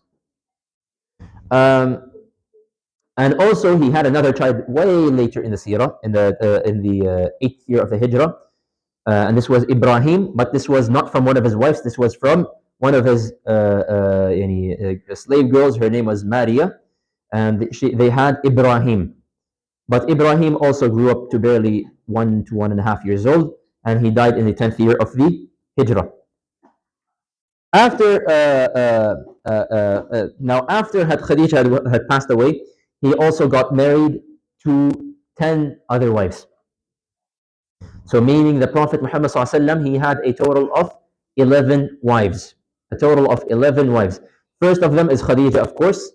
After she passed away, he married Sauda. And by the way, I'm going to explain in a second why are there so many wives. Okay? He married Sauda binti Zam'a radiallahu anha. Sauda was an elderly lady. He was an elderly lady. So this, by the way, tells you he was not marrying for fun. Because if you're marrying for fun, why would you marry an old woman? So he married Sauda, who was an old lady. He married Aisha binti Abi Bakr, the daughter of Abu Bakr as-Siddiq. And she was a young girl at the time. He then got married to Hafsa binti Umar ibn al-Khattab. He got married to her around the Battle of Uhud, around the time of the Battle of Uhud, which is around the 3rd year. And then he got married to Zainab binti Khuzayma. And Zainab al-Khuzayma, she came in at the 4th year. They got married in the 4th year of the Hijrah, and we really don't know that much about her, other than that she was a very righteous woman. Then he got married to Hind binti Abi Umayyah, also known as Salama. And the story of Salama is a long story. which we're not going to mention right now. Maybe we'll mention it later. Then he got married to Ramla binti Abi Sufyan. Abu Sufyan was the leader of Quraysh, was one of the leaders of Quraysh at the time. His daughter was Ramla binti Abi Sufyan. She traveled to Abyssinia during the migration to Abyssinia, which we'll cover later. But then her husband left Islam over there, and he died as a non-Muslim. So Prophet Muhammad sent a proposal to her, and she is also known as Ummi Habiba. Then he got married to Juwayriya bint al-Harith. Juwayriya's name used to be Barra. Then Prophet Muhammad changed it to Juwayriya.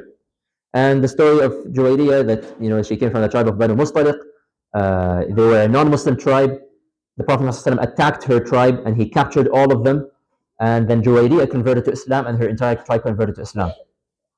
Maymuna bint al-Harith, then also he got married to her. Maymuna, he got married to her around the 7th year or so, after a year after the Treaty of Hudaybiyah during the Umrah al-Qada.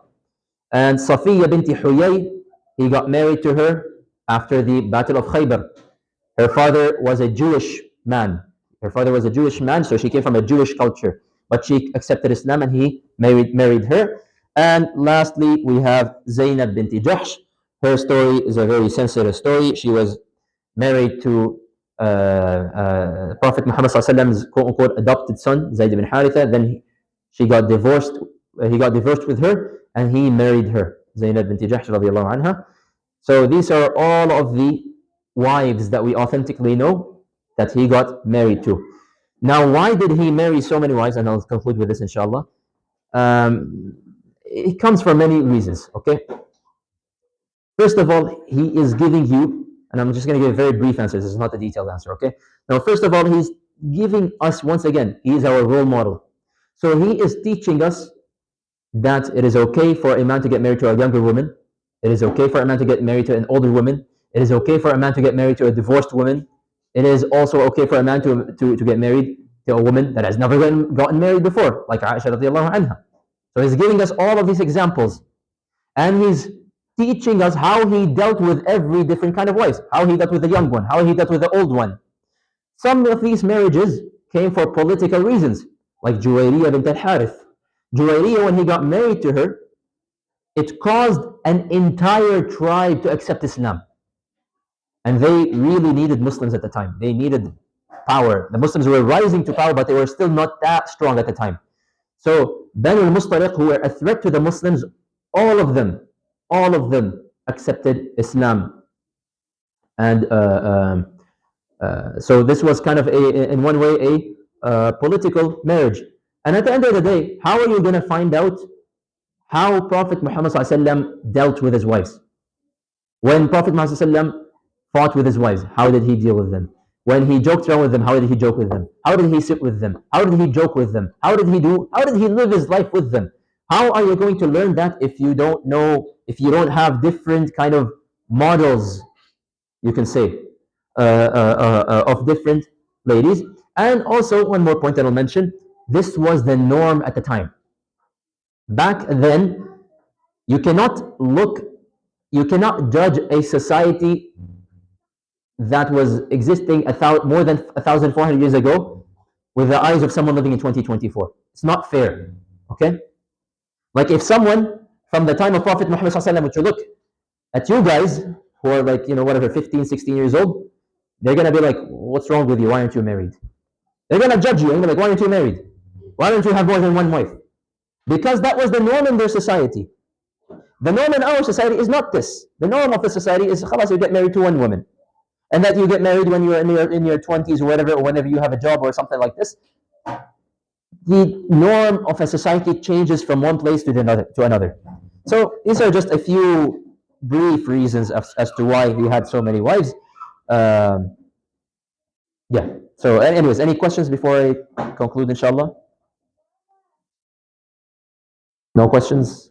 Everyone is khalas dead? Yes? I'm sorry? I can't hear him, sorry.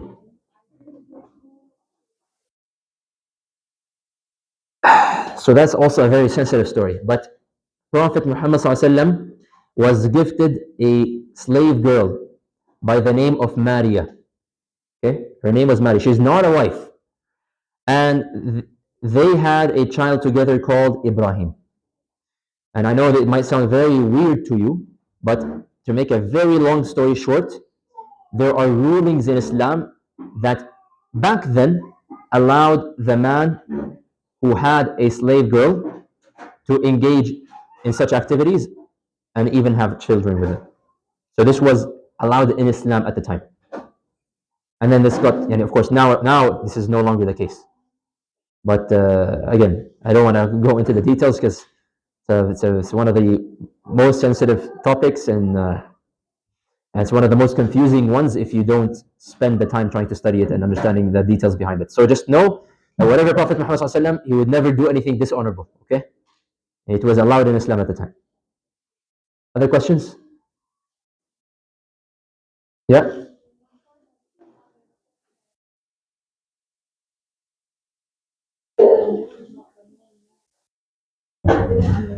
So okay, so back in the day, more than 1,400 years ago, okay, it wasn't strange for a man to have multiple wives. Yani everybody had it. Abu Bakr as-Siddiq had multiple wives. Prophet Muhammad had multiple wives. Many Sahaba had multiple wives. Now today, even though Islam allows legally up to 4 wives, but it's not the cultural norm. Like if we are living here in Calgary, how many people do you know who are married to more than one wife? Personally, I don't know any. Personally, I don't know any. Because that's not the norm, it's not the tradition of the society that we are living in. Okay? So no one is telling you that, oh, the Prophet ﷺ married so many wives, therefore all the men in Islam should go and marry many different wives. Our culture today, the normal in our culture today, is that one man gets married to one woman, and usually that's sufficient for 99.9% of the men. And khalas, that's good enough. But I'm saying just because this is our norm and our culture, this doesn't mean that that was their culture before. Their culture, if they see one man married to one woman, they'll be like, what's wrong with you? Go and marry, there are other single women out there, go and marry them. Okay? So it's a different mindset, different times, different society. Okay? But all within Islam. That's all that matters. Yes? Just said that we have maybe men should do that too. Like we make this complete. Yeah, so you have to look at it case by case. So the way that we extract our rulings in Islam is by the sayings of Prophet Muhammad ﷺ. So the Prophet ﷺ, he never said that every man must go and marry multiple wives. Had he said that, that would have been a different story. But he didn't say that. It's something that he did, and it's something that the Muslims did, and it's something that the Quran allowed. But he never said that it must be done. ﷺ.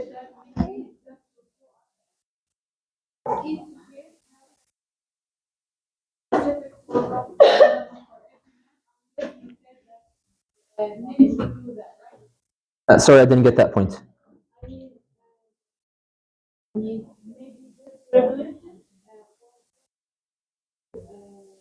Nabi ﷺ. Yeah.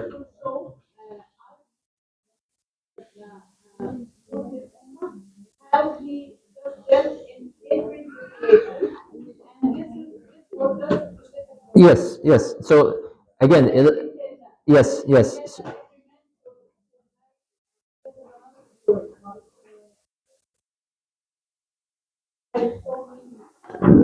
Yeah, of course. Yes, so I did mention that. So this is a role model for us to know. Yani, every husband should know how to interact with their wives. This is shown by these.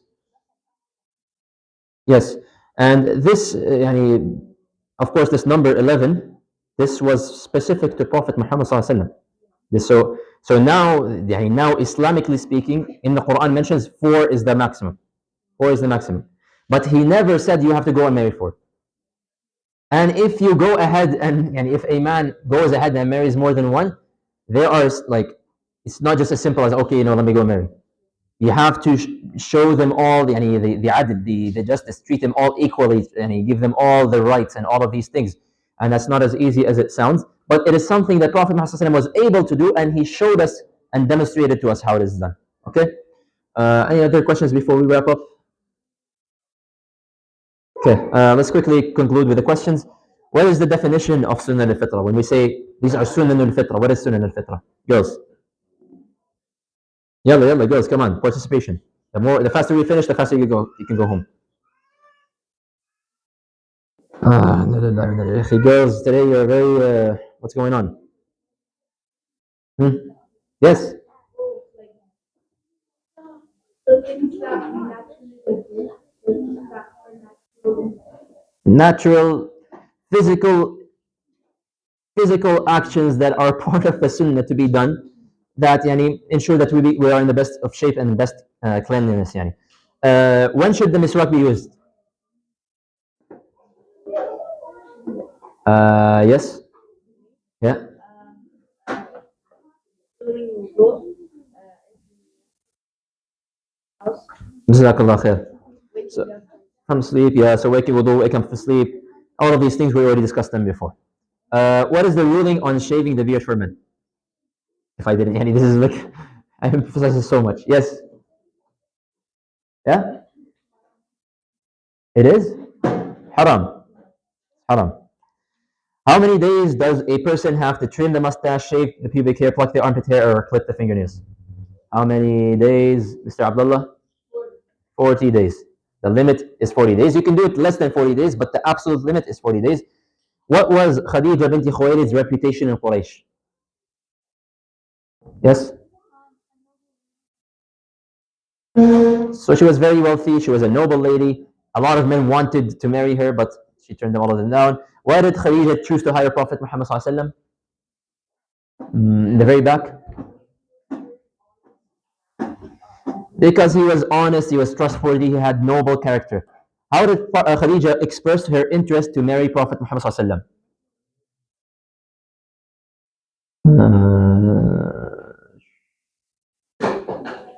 yes? Oh, I guess. So I heard someone answer. I don't know who answered. Okay. Yes, through her friend. Through her friend, she went to Prophet Muhammad and she suggested the idea. Who are the children of Prophet Muhammad? You have to name all of them. And ideally, we should all know this, by the way. Yeah, common knowledge. Yes, you in the back? Yeah. Qasim. Abdullah.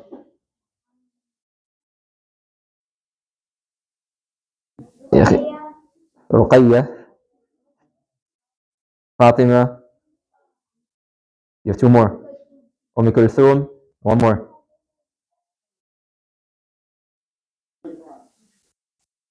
Huh? Zainab. Qasim, Zainab, Ruqayya, Kulthum. No, from Khadija. From Khadija. Not Ibrahim is not from Khadija. Anyways, we are now at the end of the lecture. I'm sorry for keeping you over time, a long time. So the homework questions will be posted, inshallah, in the group chat as usual. سبحانك وبحمدك أشهد أن لا إله إلا أنت أستغفرك وأتوب إليك.